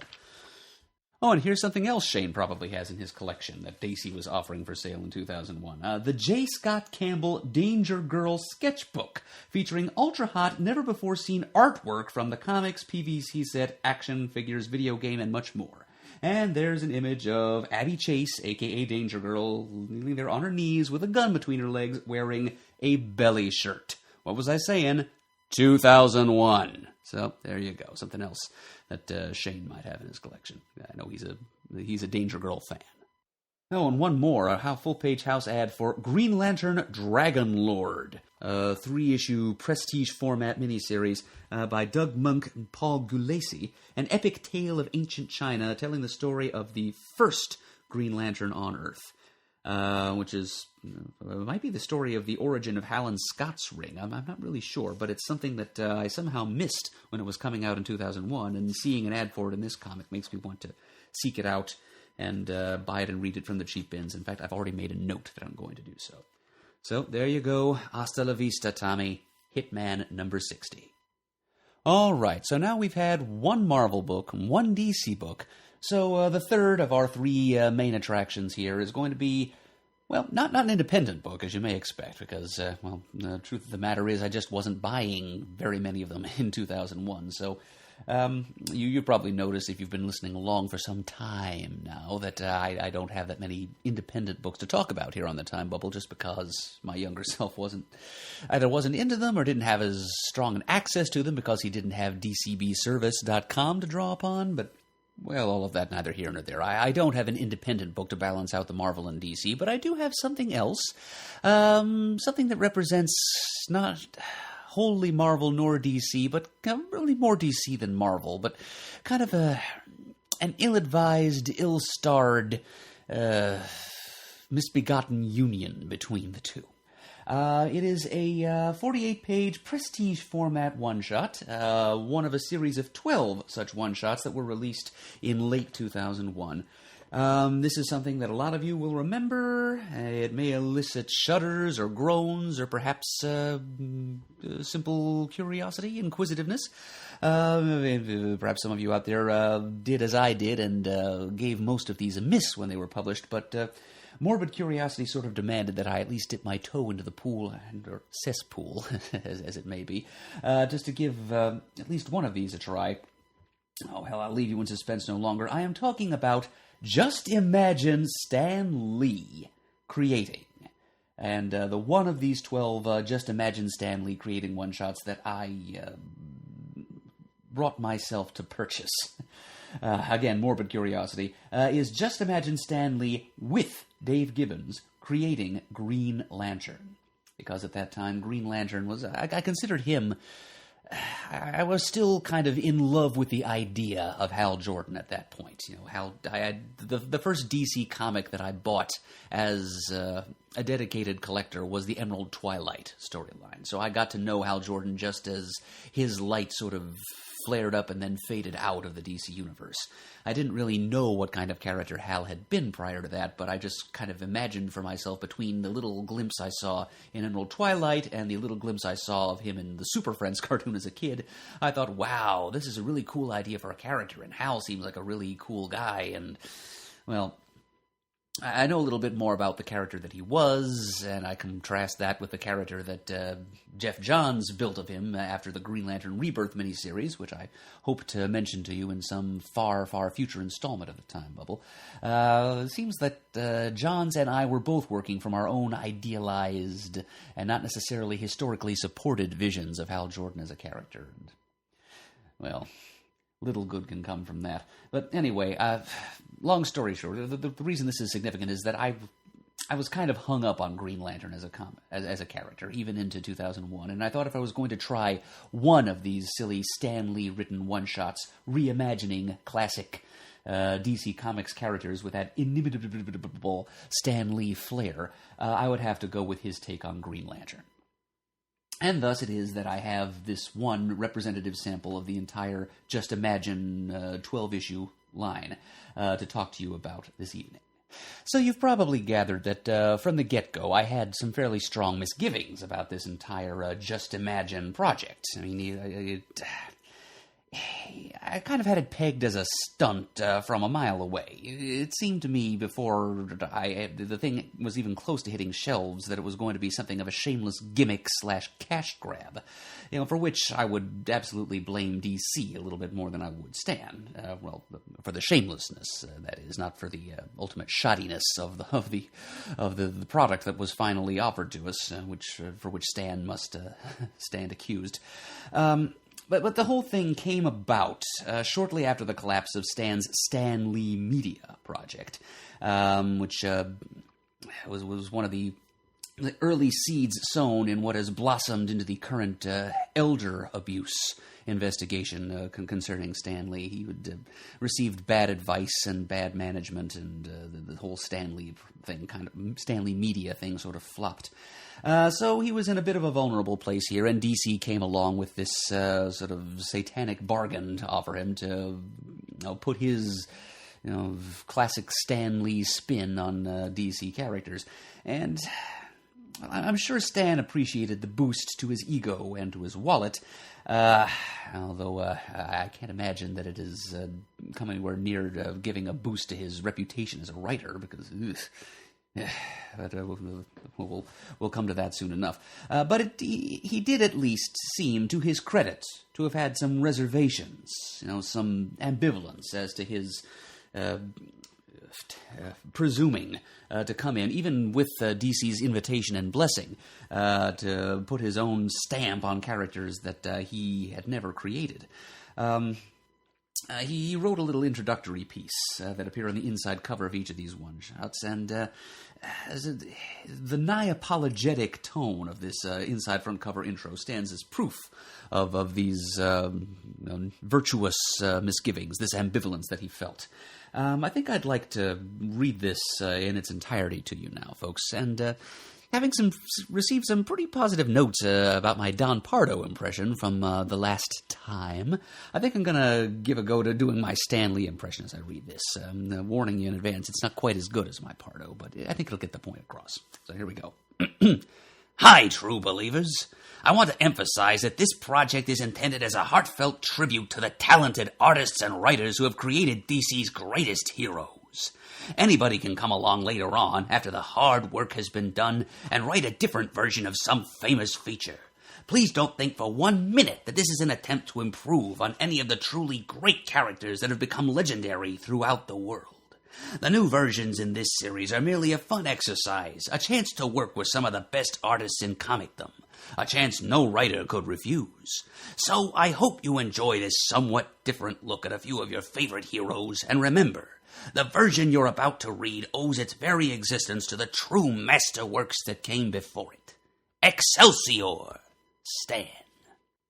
So there you have it, the words of the master showman himself, his own opening thoughts and implicit misgivings about this project in which he was invited to participate. None of this was his idea. He's just going along with what DC offered him, and can't blame him too much for that, especially given the place he was in, mentally and emotionally. As I said before, he had just had a failed enterprise on his record. He was looking for a little bit of a pick-me-up, and as few favors as these one-shots did to fandom, I think at least it made Stan feel better about himself.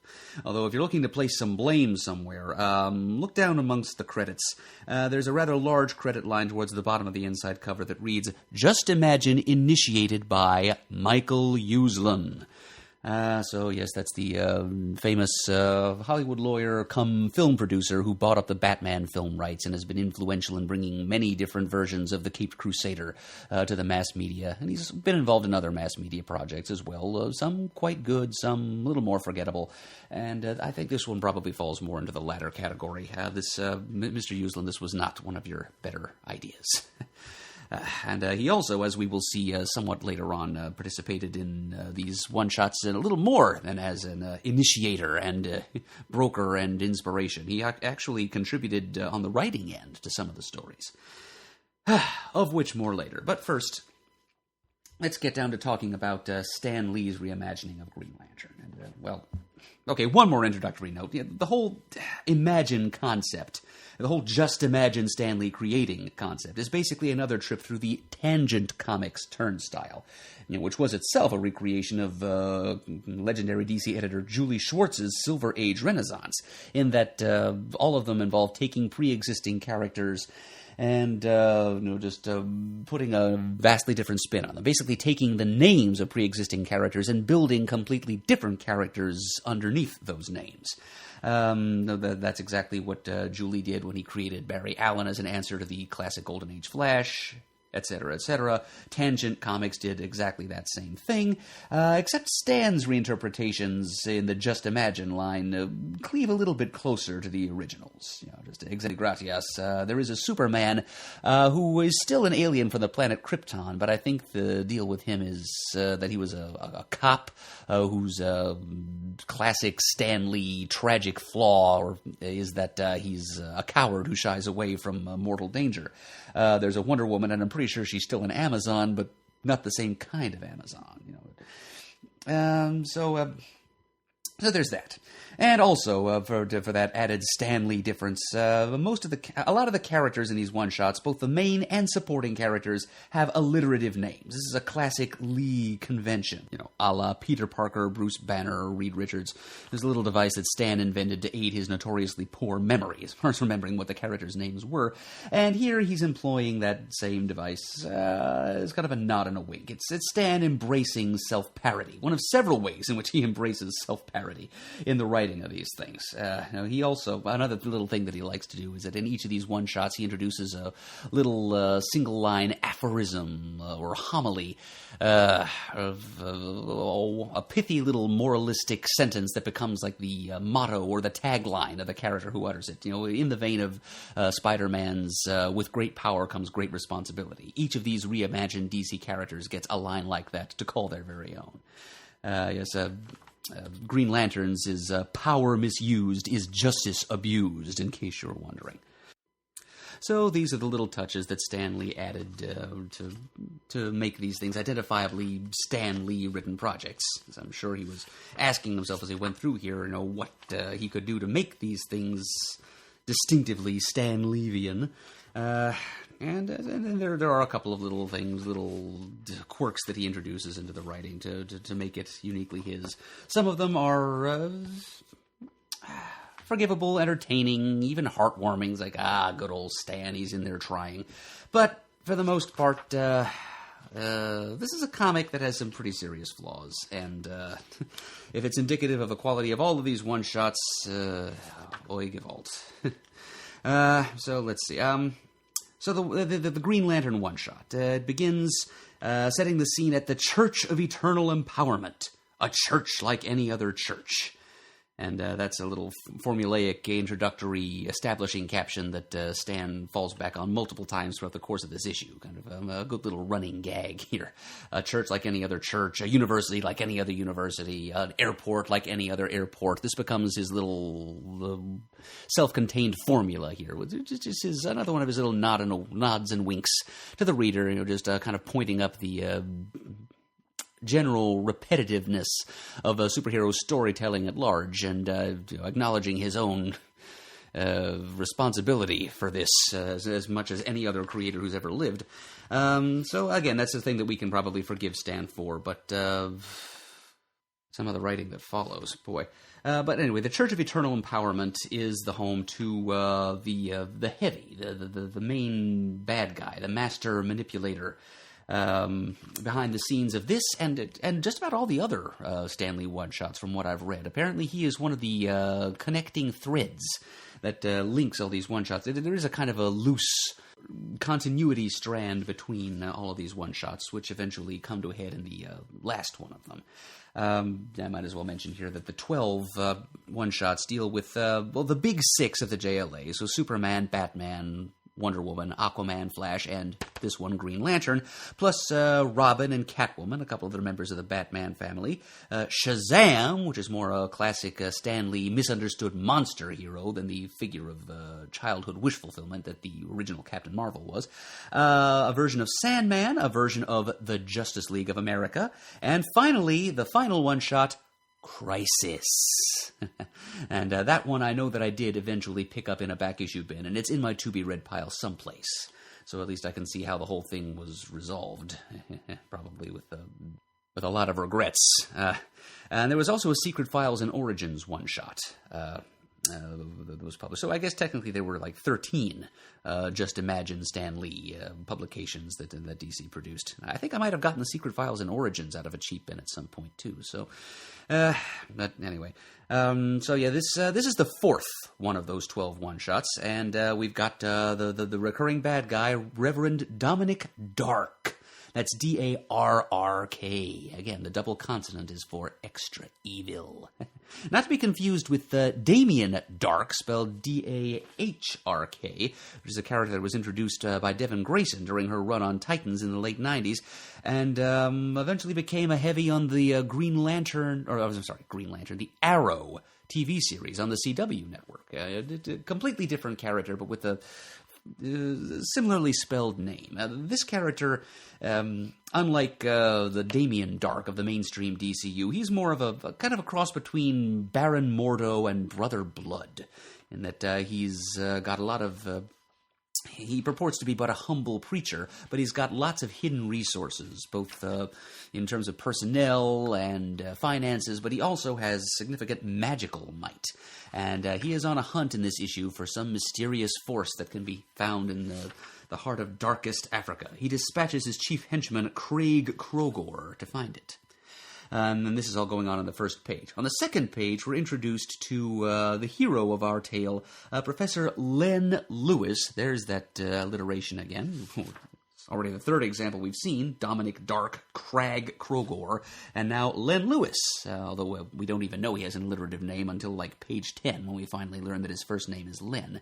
He's introduced as a professor of archaeology at Los Angeles University. A university like any other university.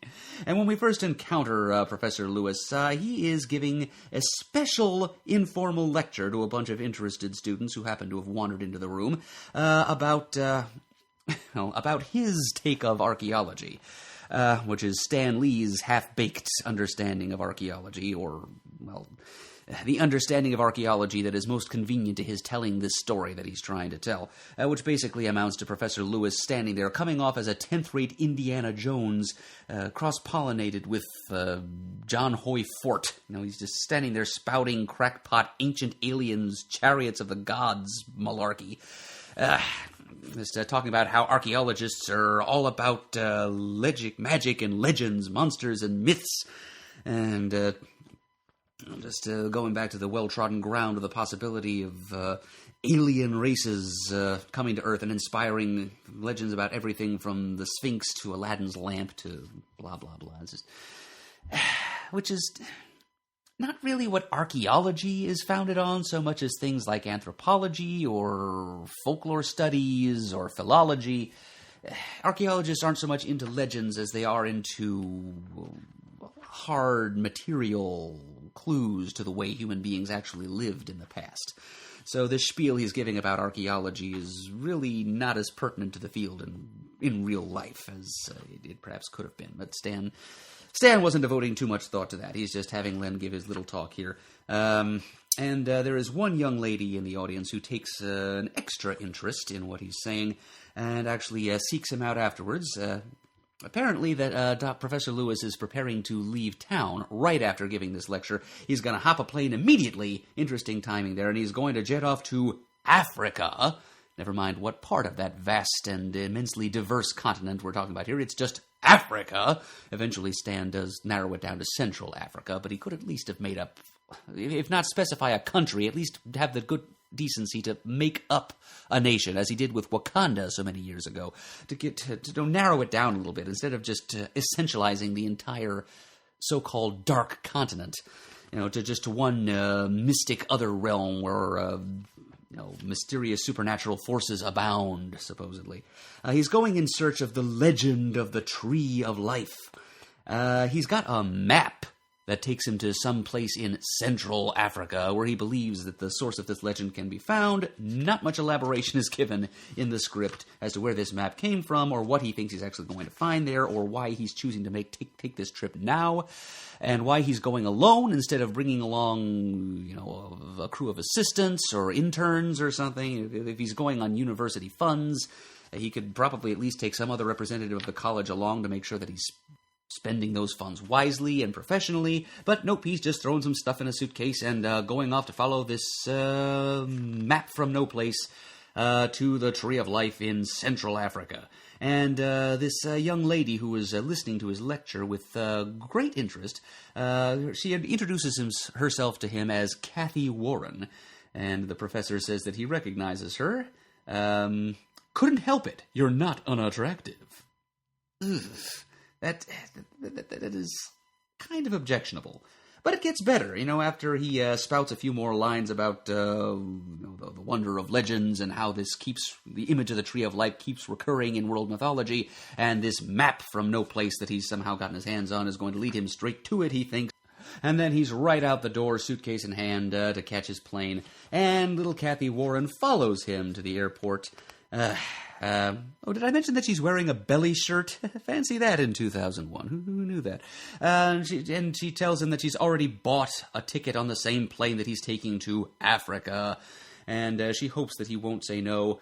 And his response to that is, "Hey, you're gorgeous and I'm a guy. I figure this is my lucky day." Inappropriate professor. Good grief. And I can't imagine. I mean, I had one of my friends in college was a graduate instructor, and he got into some hot water for inappropriate interactions with not only students, but former students of his.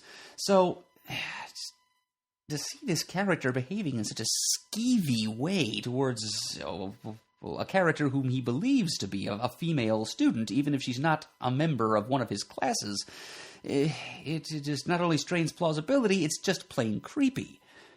Of course, we learn later on that Kathy Warren is not at all what she appears to be, but is actually an agent of Reverend Dominic Dark. So that makes it a little better, but still, he didn't know that at the time, and he's just blithely allowing this perky little wide-eyed co-ed to tag along on this archaeological expedition, seemingly with romantic designs on her that he expects her to reciprocate, and it's just not good, Stan. Not a good element to include in the story you're trying to tell. So, Kathy and the professor find their way to Central Africa, where they run afoul of Dominic Dark's other men, the Crag Krogor and company, who are behaving badly and attracting bad attention from local law enforcement. There's a little bit of a dust-up between Professor Lewis and Krogor, who shoots Professor Lewis, and he falls into the midst of a mysterious glowing green bog in the midst of an equally mysterious dense forest in the middle of the Central African veldt. And he sinks out of view, and at that point, Kathy whirls on Krogor and rebukes him for having done this, so that they know each other. They know that they're different members of the same undercover squad here in Dark's employ. But Professor Lewis sinks down into the green, to coin a phrase, and finds himself at the foot of a gigantic tree with a blazing starburst of emerald light, which is supposed to be sort of vaguely evocative of the classic Hal Jordan Green Lantern Corps logo. It's just a single central burst, a starburst of light with a couple of ring-shaped toroids, call them, of green energy above and below the central star. Kind of like those two cross pieces above and below the circular element of the Green Lantern logo. So it's kind of suggestive of that without actually being that. So a bit of clever design by artist Dave Gibbons, who after all knows a thing or two about Green Lantern in comics because he illustrated a run of Green Lantern in the 80s. This tree communicates telepathically with Professor Lewis. It thinks, speaks in stilted biblical quasi-Elizabethan English, just the same kind of speech pattern that Stan used to give to the Asgardians, come to think of it. It introduces itself as Yggdrasil, the world tree, the tree of life. Without claiming any other connection to Asgard or the Norse pantheon in any way. There is no further Asgardian angle than just the use of the name. So Stan resisted that temptation, at least. And the Tree of Life gives this whole long speech to Len Lewis about how alien beings did indeed plant its seeds on Earth ages ago, and it's been the protector of Earth and its environment for lo these millennia since, but now it feels a need for some unstated reason to pass its power on to a human representative. Human beings have been destroying the Earth and the environment, so now a human being must take responsibility and rise up to become the new protector. Yggdrasil then proceeds to transfer its own life essence, its own nature mind, into Len Lewis's body. It heals the wounds that Crag Krogor inflicted on his body. It empowers him. It turns him into this luminous, sort of Vitruvian man, this perfectly sculptured, but not heavily detailed figure of humanity, with a glowing Green Lantern image on its chest. And so he's, without wielding a ring or a battery or anything like that, he is the Green Lantern. He's the human embodiment of the concept. The light shines forth from him and also from nature and all that the Tree of Life embodied. And so now all of the Tree of Life's power has entered into Len Lewis. He then wills himself back to human form and watches as the mysterious grove begins to shrink and thin itself out into a more normal stand of trees in the African veldt. The giant trunk of Yggdrasil shrinks and dwindles down to an ordinary tree. And this supernatural Midsummer Night's Dream kind of interlude is now fading away, and Len Lewis now must come to grips with this change in his life status. First thing he does is go back and find Kathy Warren. She finds her apparently holding Krogor and his men at bay with a rifle. Well, this is staged, of course. And he and Kathy manage to escape on foot, also staged. And then they board a plane home. Kathy is grilling him for information about what happened to him down in that bog. And Professor Lewis decides to sidestep her questions and tell her that he found nothing but a feeling. It wasn't a thing, more like an emotion that affected me right here, are his words to her. And she's perhaps understandably disgusted and basically just immediately tells him, well, then that's a waste of my time. You're worthless to me now. And she gives him the cold shoulder the rest of the plane ride home.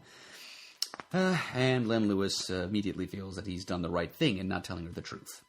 So he then takes a little bit of time. He flies out to the California desert and does a little bit of experimenting with his new power set, much as Hal Jordan had done many years before him. He discovers the nature and limits of his powers, which are This is me editorializing here, rather disappointingly Owen derivative. I mean, he can fly, he appears to have enhanced strength, he's got emerald energy blasts, he can protect himself from harm, he's got low-level telekinesis, where he can use his emerald energy to levitate certain objects, he appears to be able to affect materials that occur in nature better than he can synthetic ones. One can probably assume that the power set would thence expand to whatever Stan needed to get the character out of a jam, because that's the way classic Silver Age character power sets did work. I mean, in fairness, that's kind of the way the Hal Jordan Green Lantern's power ring worked. It seemed to gain more and more capabilities over the years as writers required, so can't blame Stan too much for being a little bit loose and nebulous with the power set here. But it just kind of feels like this character is falling a little bit shy of its promise, and even shy of the promise that Stan Lee set up with the character's origin, being given this power of nature by the Tree of Life to become kind of an ecological protector. The problem is the nature spirit angle is pretty drastically underplayed in this story. If you look at the back cover of this one-shot, there's an image there well, probably not painted, but drawn at least by the great Adam Hughes, which shows this version of the Green Lantern extending a luminous hand out of a thick canopy of foliage towards the viewer. It's more like Green Man than Green Lantern. You know, it's a little bit more of a Swamp Thing kind of angle taken, and that's really more what I think this issue should have been. But instead, Hal's just kind of I'm not even remembering who I'm talking about. Stan is falling back on some old superhero cliches, some of them lifted directly from the DC Universe Green Lantern comics, and some of them just even older conventions than that, some of which Stan himself created. But, so Green Lantern's not really living up to his promise as a protector of the environment. He doesn't face up against any eco-threats. All he does with this new power, as he's experimenting with it, is thwart a mugging, which later turns out to be not a mugging at all, but an undercover police operation, which the Green Lantern completely flubs up due to his intervention. And then later he fights a giant mechanical movie monster brought to life by Dominic Dark and his men. Some master manipulator Dark is, some criminal mastermind that he thinks this refugee from the set of Gorgo is going to be the best way to lure this new Green Lantern out so that Dark can get his hands on its power, which is exactly what Dark has wanted all along, it seems. But he dispatches this mechanical movie monster to run amok in downtown L.A. Green Lantern manages to stop it, discovering along the way that his power works a little bit like Hal Jordan's power ring, in that it needs to be recharged from time to time, not by reciting an oath while touching a ring to a battery, however, just by waiting around long enough for the emerald energy to naturally replenish itself, much like the energy of a human body after a physical exertion. But he uses most of his power stopping this giant mechanical menace, but not before it brings about the death of Kathy Warren, right after she had a sudden, completely implausible change of heart, and berates herself for ever having betrayed such a good, noble being.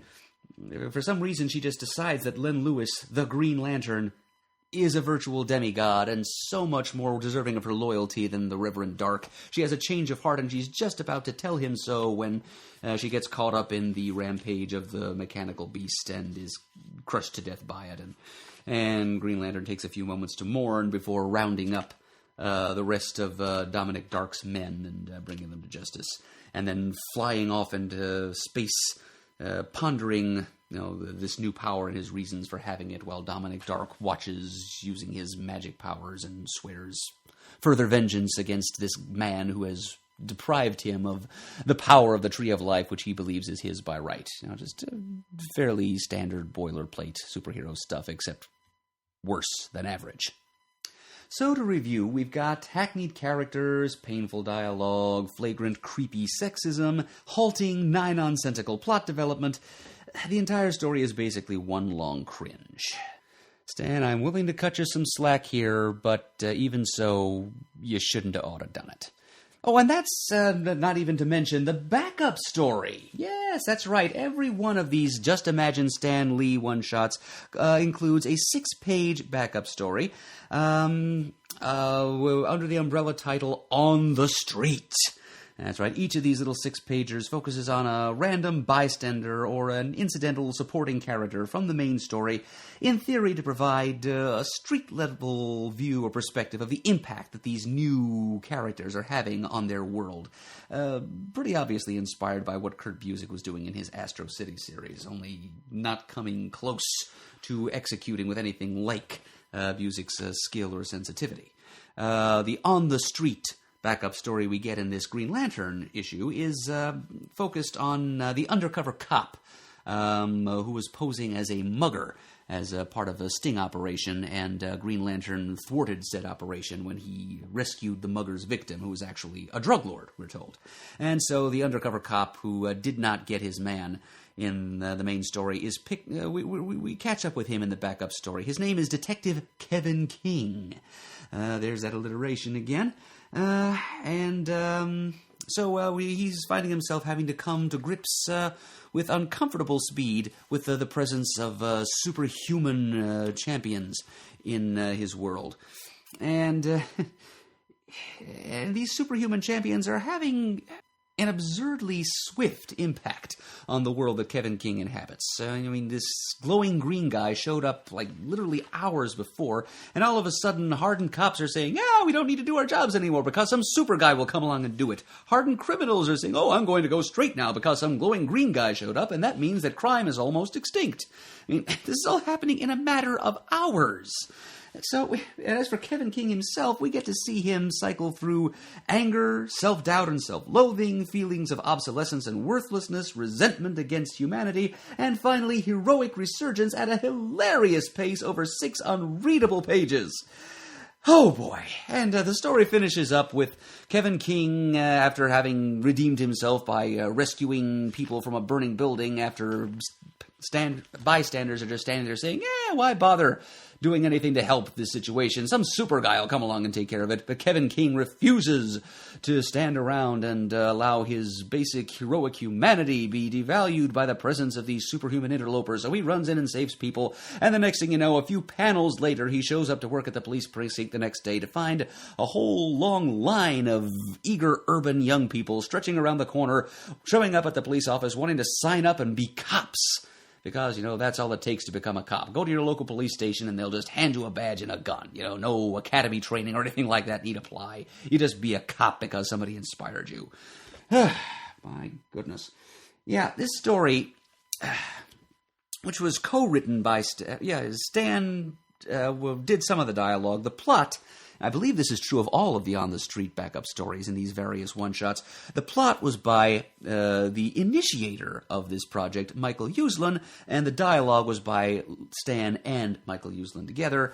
And boy, oh boy, this story, I don't know if all the On the Street backups are quite this bad, but this story was worse than just filler. A typical backup story is supposed to, even if it doesn't really enhance the reading experience of the main story, it's at least some added value to the issue, ideally.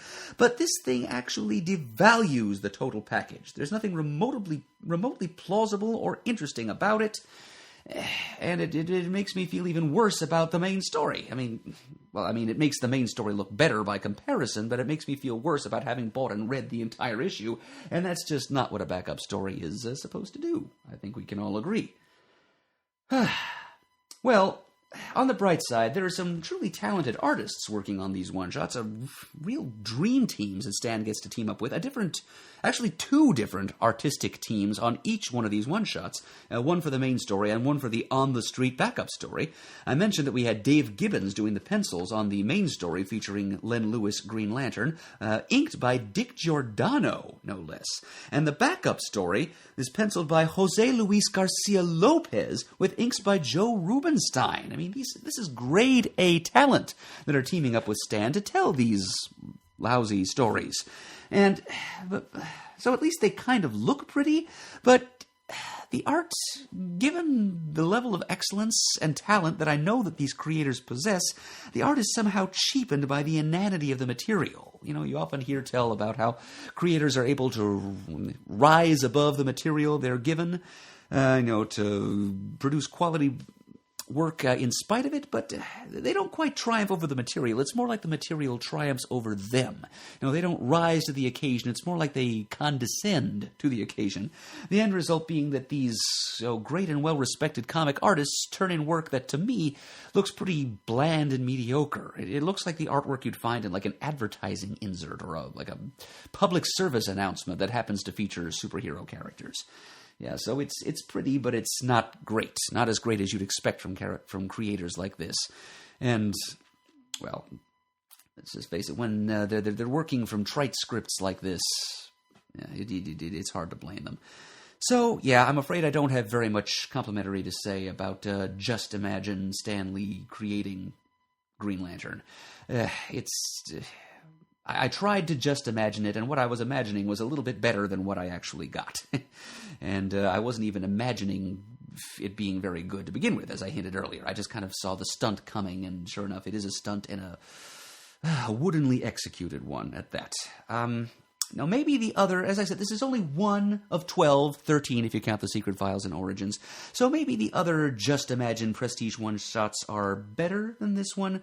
But I ain't banking on it, folks. I'm kind of hoping that somebody out there can maybe, somebody who was more all in on these things than I was, somebody who gave this project more of a benefit of the doubt than I did. I would be grateful to you if you could go to thecomicforums.vanillacommunity.com and give me your thoughts on any of the other one-shots in this series, even if you didn't read all of them. Just let me know if there's at least one of them that lives up to the hype, at least one that Stan Lee and Michael Uslan and company did right by. I'll be able to read the Crisis one-shot eventually myself, which is not going to bear any resemblance to the Crisis on Infinite Earths, of course. I'm understanding that Crisis in Stan Lee's reimagination is refers more to a character, like a major big bad villain, than it does to any kind of a cosmic phenomenon or apocalyptic event. So I guess Dominic Dark is actually like the front man or the underling for Crisis, just as Crag Krogor was an underling for Dark himself. So yes, as I said, this a little bit of a disappointment.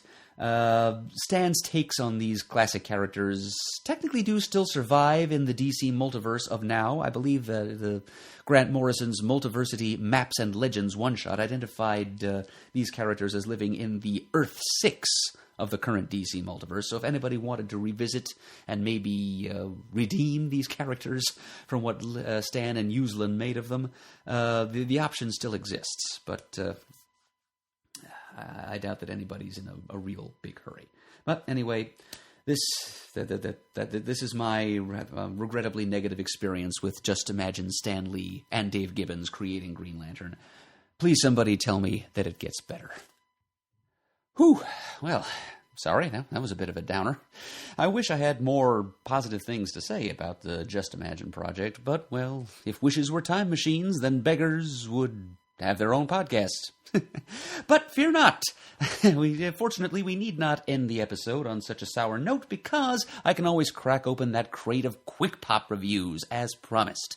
And that's exactly what I'm going to do right now. Got a decent-sized stack of them right here. And that's how we'll ease ourselves out of this episode, this escapade aboard the Time Bubble.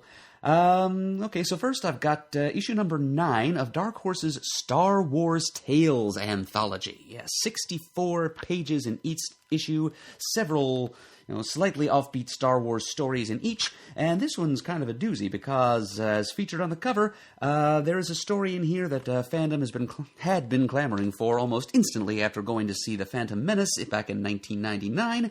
What if Darth Vader fought Darth Maul? Who would win?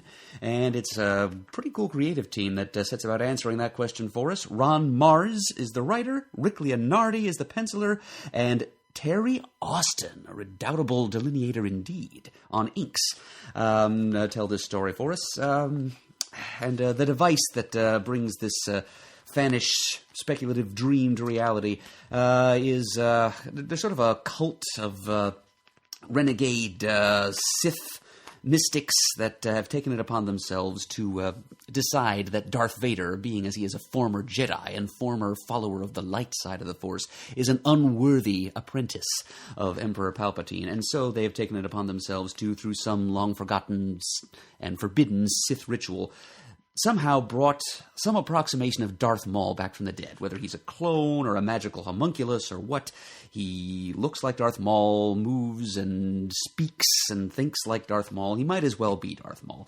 And a duel ensues. A duel of fates, you might say, between Vader and Maul. And I leave it to you, gentle listeners, to determine which one of them ends up winning this duel to the death. Don't strain yourselves. And that takes up the great majority of the 64 pages of this issue, but there's also a couple of fun little backup stories, just a couple of pages each. One of them features that adorable Sith scamp, Lil Darth Maul, in Hate Leads to Lollipops. It's a silent story. Well, I shouldn't say silent. It's almost... It's only 4 pages long. There's very little dialogue and plenty of sound effects as Lil Maul engages in all kinds of funny hijinks. And then after that, another 4-pager. It's this really keen little Star Wars Fantastic Four pastiche brought to you by that kooky cartoonist Jay Stevens of Jetcat. And that's a pretty cool thing to have in here, too. I actually almost enjoyed that one more than I did the lead feature with Maul versus Vader. But yeah, Star Wars Tales number 9. I recommend just about any issue of Dark Horse's Star Wars Tales anthology. It was, just 64 pages of slightly wonky Star Wars goodness in every bite.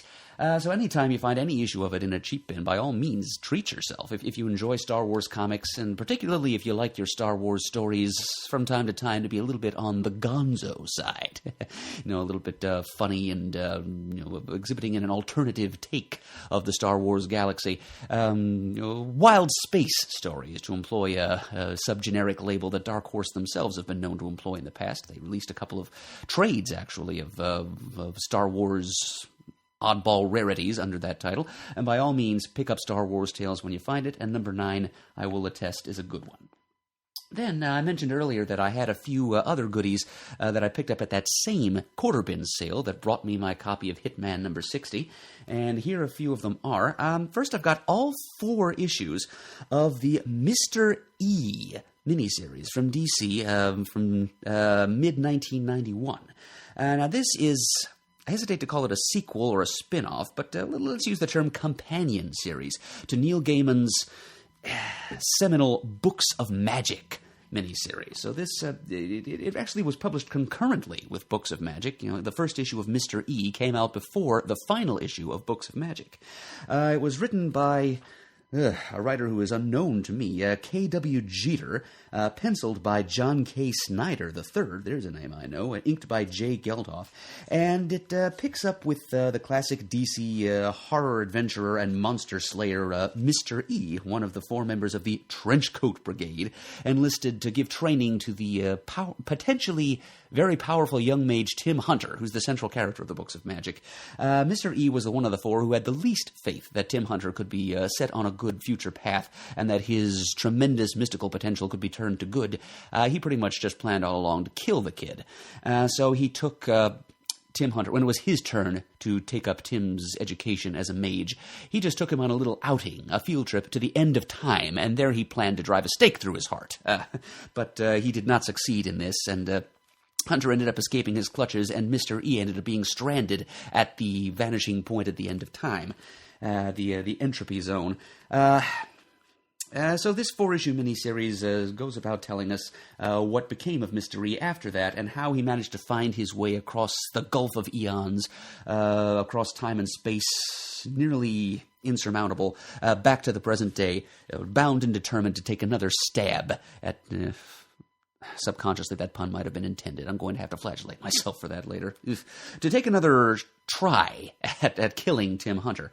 And as he makes this trek across time, he has to wrestle with a few mysterious supernatural entities who, of course, turn out to be just manifestations of different aspects of Mr. E's own psyche.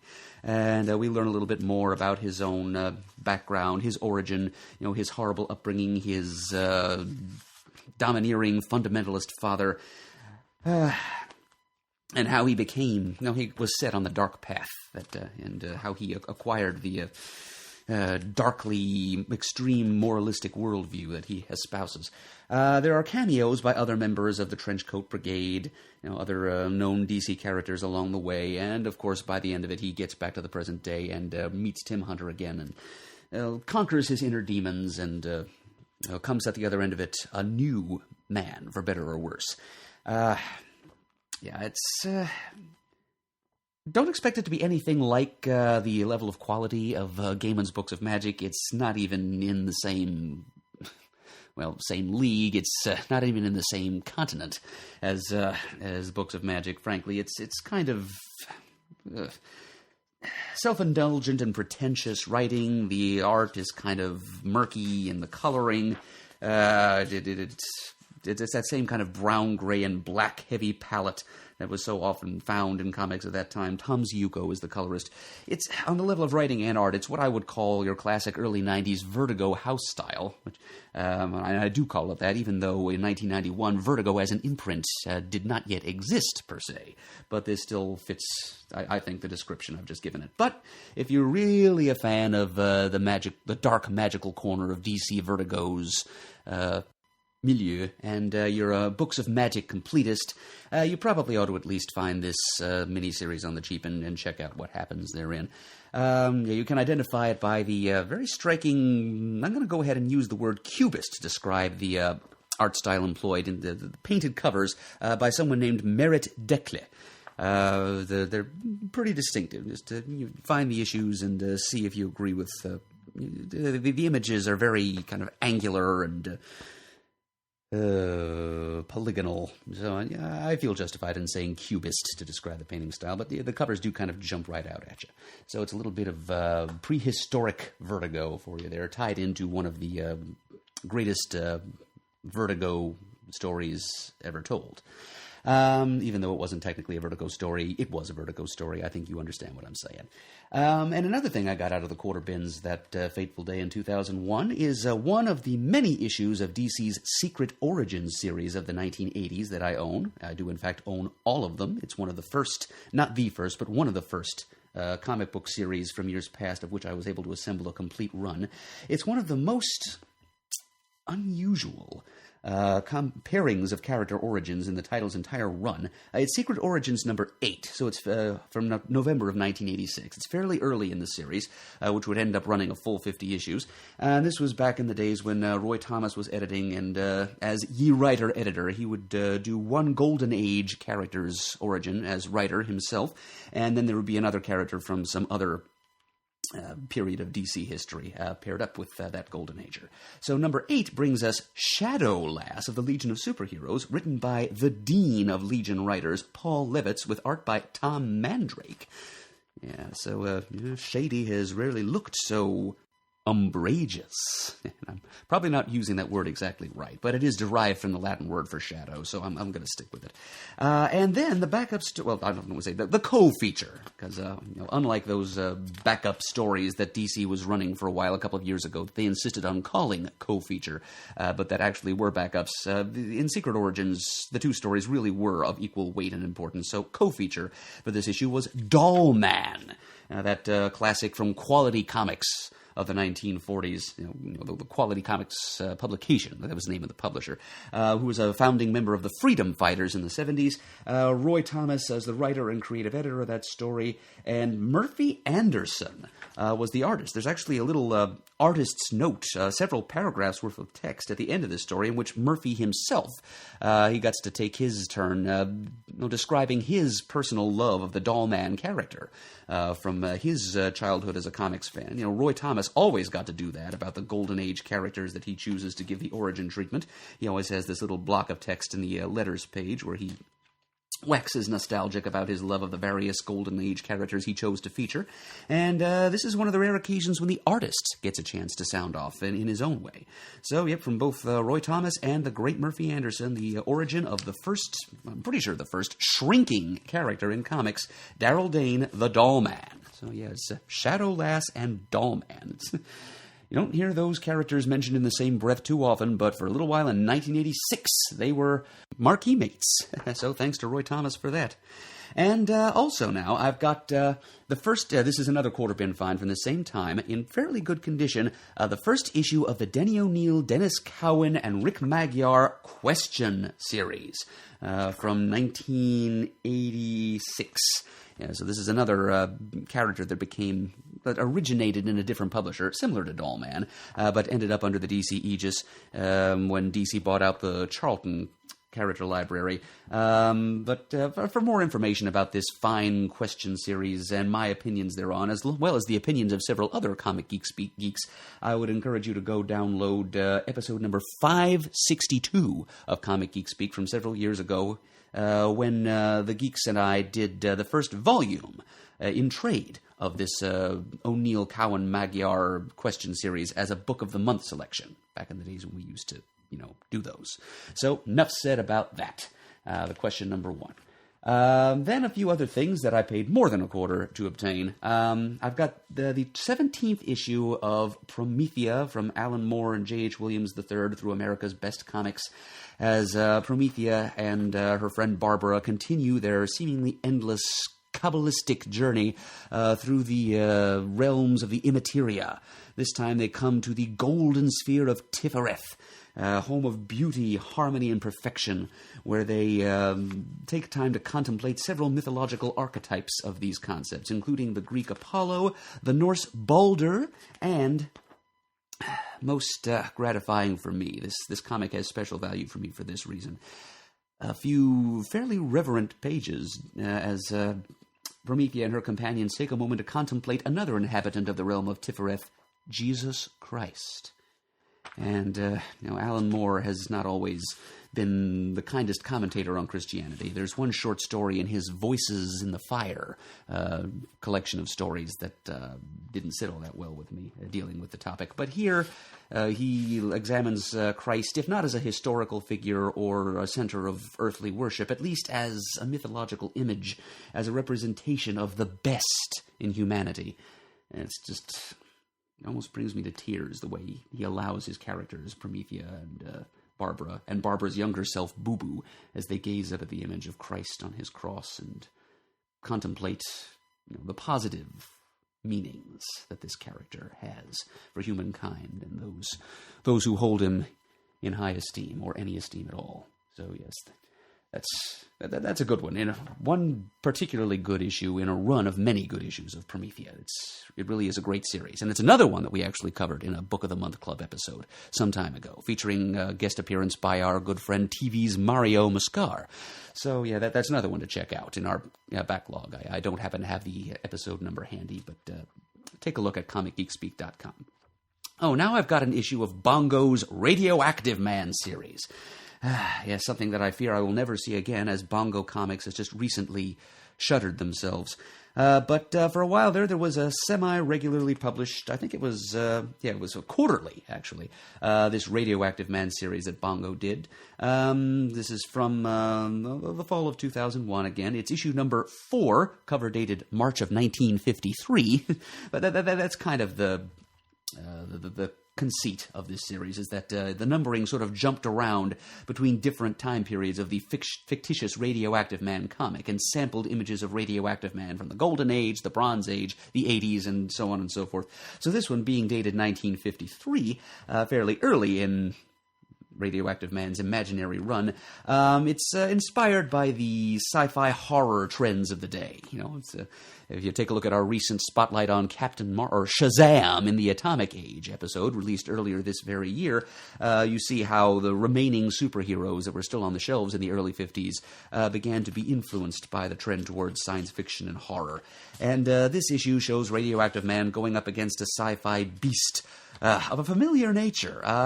The title of the story is The Amazing Radioactive Spider. And it's got Radioactive Man fighting a gigantic, berserk radioactive spider monster who was originally a geeky little science student named Parker Peterman, who was bitten by a radioactive spider and, things don't go quite the way they did in Amazing Fantasy 15. Let's put it that way. And it's also a lot funnier. Plus, there's a couple of other backup stories that sort of play into the feel of comics of the 1950s. They're a little EC-ish, and that's fair to say. And this is brought to you by writer Batten Lash with art by Mike DiCarlo. And now another little something for Shane. There's a lot of little nuggets for Shane in this episode. I hope he's listening. It's the 6th issue of the 7-issue JLA Incarnations miniseries, written by John Ostrander with pencils by Val Meeks and inks by Prentice Rollins. This is one of those marching through the decades type miniseries, taking a quick little single-issue look at various incarnations of the Justice League over the years. And to think, back in 2001, they could get through the whole history of the League in 7 issues. Just think about how many more incarnations, many of them short-lived, the League has been through in the years since then. I kind of wonder how many issues it would take if this were attempted now. But anyway, issue number 6 of 7. This is the one that deals with, of course, the Bwahaha era of the League. And Ostrander gamely embraces the silliness, the tongue-in-cheek humor of this era. We've got Guy Gardner affected by Max Lord's hypnotism or mind control powers, and he's acting like the sweet, sensitive little pussy cat that he occasionally did when Lord had his way with him. Lord always paid for that with a nosebleed, you may remember. But yeah, so Guy is being all nice and golly gee gosh to Fire and Ice.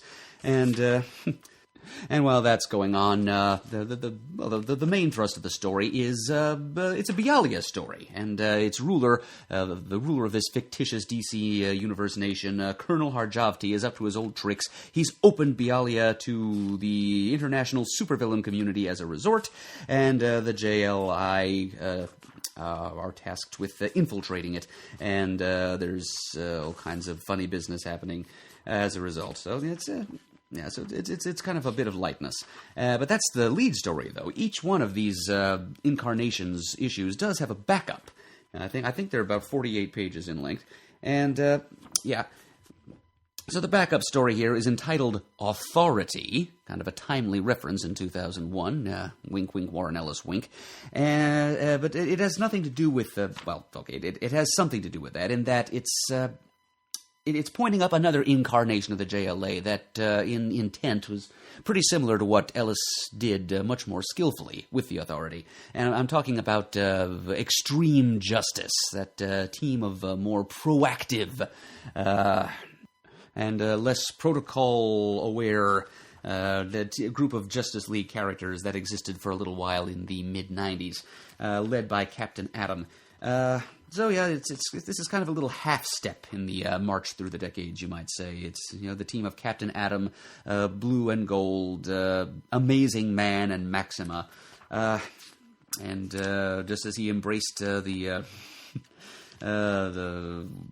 offbeat humor of the Bwahaha era in the lead story, Ostrander simulates the grimness and grittiness and extremity, I guess we could say, of the Extreme Justice series. And it kind of leads up to, in the very end of that story, a meeting between Batman and Superman as they have a little chat, which we are, I think, supposed to understand foreshadows the formation of the watershed Grant Morrison JLA series that began in 1996. So that's number 6 of 7 of JLA Incarnations, and it's Shane's favorite incarnation, so that's something that I hope he's got in his collection somewhere. I'm sure he does. I mean, as he's often said, anything with the Justice League brand on it he will buy, even if it be a crap on a cracker. All right, and taking us to the finish line here, last spotlight is Last Laugh in this episode. I warned you last time you haven't heard the last of Last Laugh, because it'll be infecting the DC universe like Joker venom for months to come. It was just a little bit, it was a bridge too far for the DC Universe. I think this is what finally put DC off line-wide crossovers for a while. But I do have a couple of Last Laugh tie-ins here I thought were worthy of a mention. Literally 2 of them. First, we have issue 63 of Peter David's Supergirl run, which features, the human early 2000s Supergirl, Linda Danvers, who's going on kind of a cross-country quest throughout the DC Universe, United States, visiting all the major metropolitan landmarks on a search for her other half, the alien protoplasm / Earthborn angel half of Supergirl. Yes, I know. And she comes to Gotham City, and she not only has a chance to team up with the early 2000s Cassandra Cain, Batgirl, so two, shall we say, apocryphal incarnations of these two well-known character mantles, like the distaff world's finest, get a chance to team up, kind of a historical oddity there, and they team up against a bizarro Supergirl created by earthly super science, as commissioned by a Jokerized Two-Face. So, yeah, a lot of delectably fun and confusing stuff happening in this issue. It's not one that I'd necessarily encourage people to pick up if they're not already familiar with Peter David's Supergirl run. It's not the sort of thing you want to jump in the middle of without a little prep time. It's a little bit dense and strange, as I've mentioned in other episodes of this podcast. But I was sort of keeping up with it off and on over the years, right up through the end. And the fact that it involved a bizarro Supergirl was good enough for me. But then again, if you're into historical curiosities and the fact that this contains a rare team-up between Linda Danvers, Supergirl, and Cassie Cain, Batgirl, maybe it's something you'd want to keep in mind. And finally, another Joker The Last Laugh crossover issue, JSA number 29, a story called Kids. So in this issue, we find that it's taking place in the middle of the Roulette storyline, where most of the JSA has been captured by Roulette and are being forced to battle one another in her private fight club for the entertainment of her paying supervillain patrons. So there's nobody left except the old-timers, Jay Garrick, Alan Scott, and Wildcat, and the two youngsters, Jakeem Thunder and the Star-Spangled Kid, Courtney Whitmore, to deal with the worst metahuman prison break in history. So, of course, the kids are sidelined. They're expected to stay at the JSA Brownstone, just sulking and not getting along, as to this point was kind of the relationship between those two, Jakeem and Courtney, on Halloween night. But then, who should come trick-or-treating but a Jokerized Solomon Grundy? And then, well, things really kind of get interesting in this issue, written, of course, by Jeff Johns. This was a part of his run, with art by Peter Snyberg, underneath a really kind of macabre and ugly-looking, well, as it should be, since we're dealing with a Jokerized swamp zombie in the person of Solomon Grundy, a cover drawn by Tim Sale of Joker Grundy leering at the tiny foreground figures of Star-Spangled Kid and Jakeem, who, even though they're in imminent danger from Grundy, continue to snipe at one another. So this issue is kind of a turning point in their relationship. They finally reconcile themselves, reach an understanding, and are able to move forward as teammates and friends. Plus, there's kind of a subplot detail here. This issue is kind of a direct lead-in to the Stealing Thunder storyline, as Jakeem, through the use of his magic thunderbolt summoning ballpoint pen, accidentally sets an event in motion that is the key catalyst to that great JSA storyline. So, little interlude here in the middle of the Roulette story and a lead-in to Stealing Thunder. You're a JSA fan, you know where we're at. So, there's your last tiny bubble for this episode of the Time Bubble, and also a little bit of last laugh for you here at the end of the show before we take the Time Bubble into its moorings. So, thus ends another time voyage. I appreciate all of you joining me on it once again, despite, as I said, the lengthy delay between installments, for which I do regret. This is normally the point where I would make lots of effusive but ultimately empty promises not to make you wait quite as long between this episode and the next as you did between the last and this, but I think we've earned one another's respect and honesty enough that I'm not going to take that approach this time. We're better than that. We're stronger than that. I'm just going to come clean with you. I'm only going to promise to try to get the next episode out to you a little sooner, but in reality, you're probably not going to see another one until next year sometime, 2019, January at the earliest.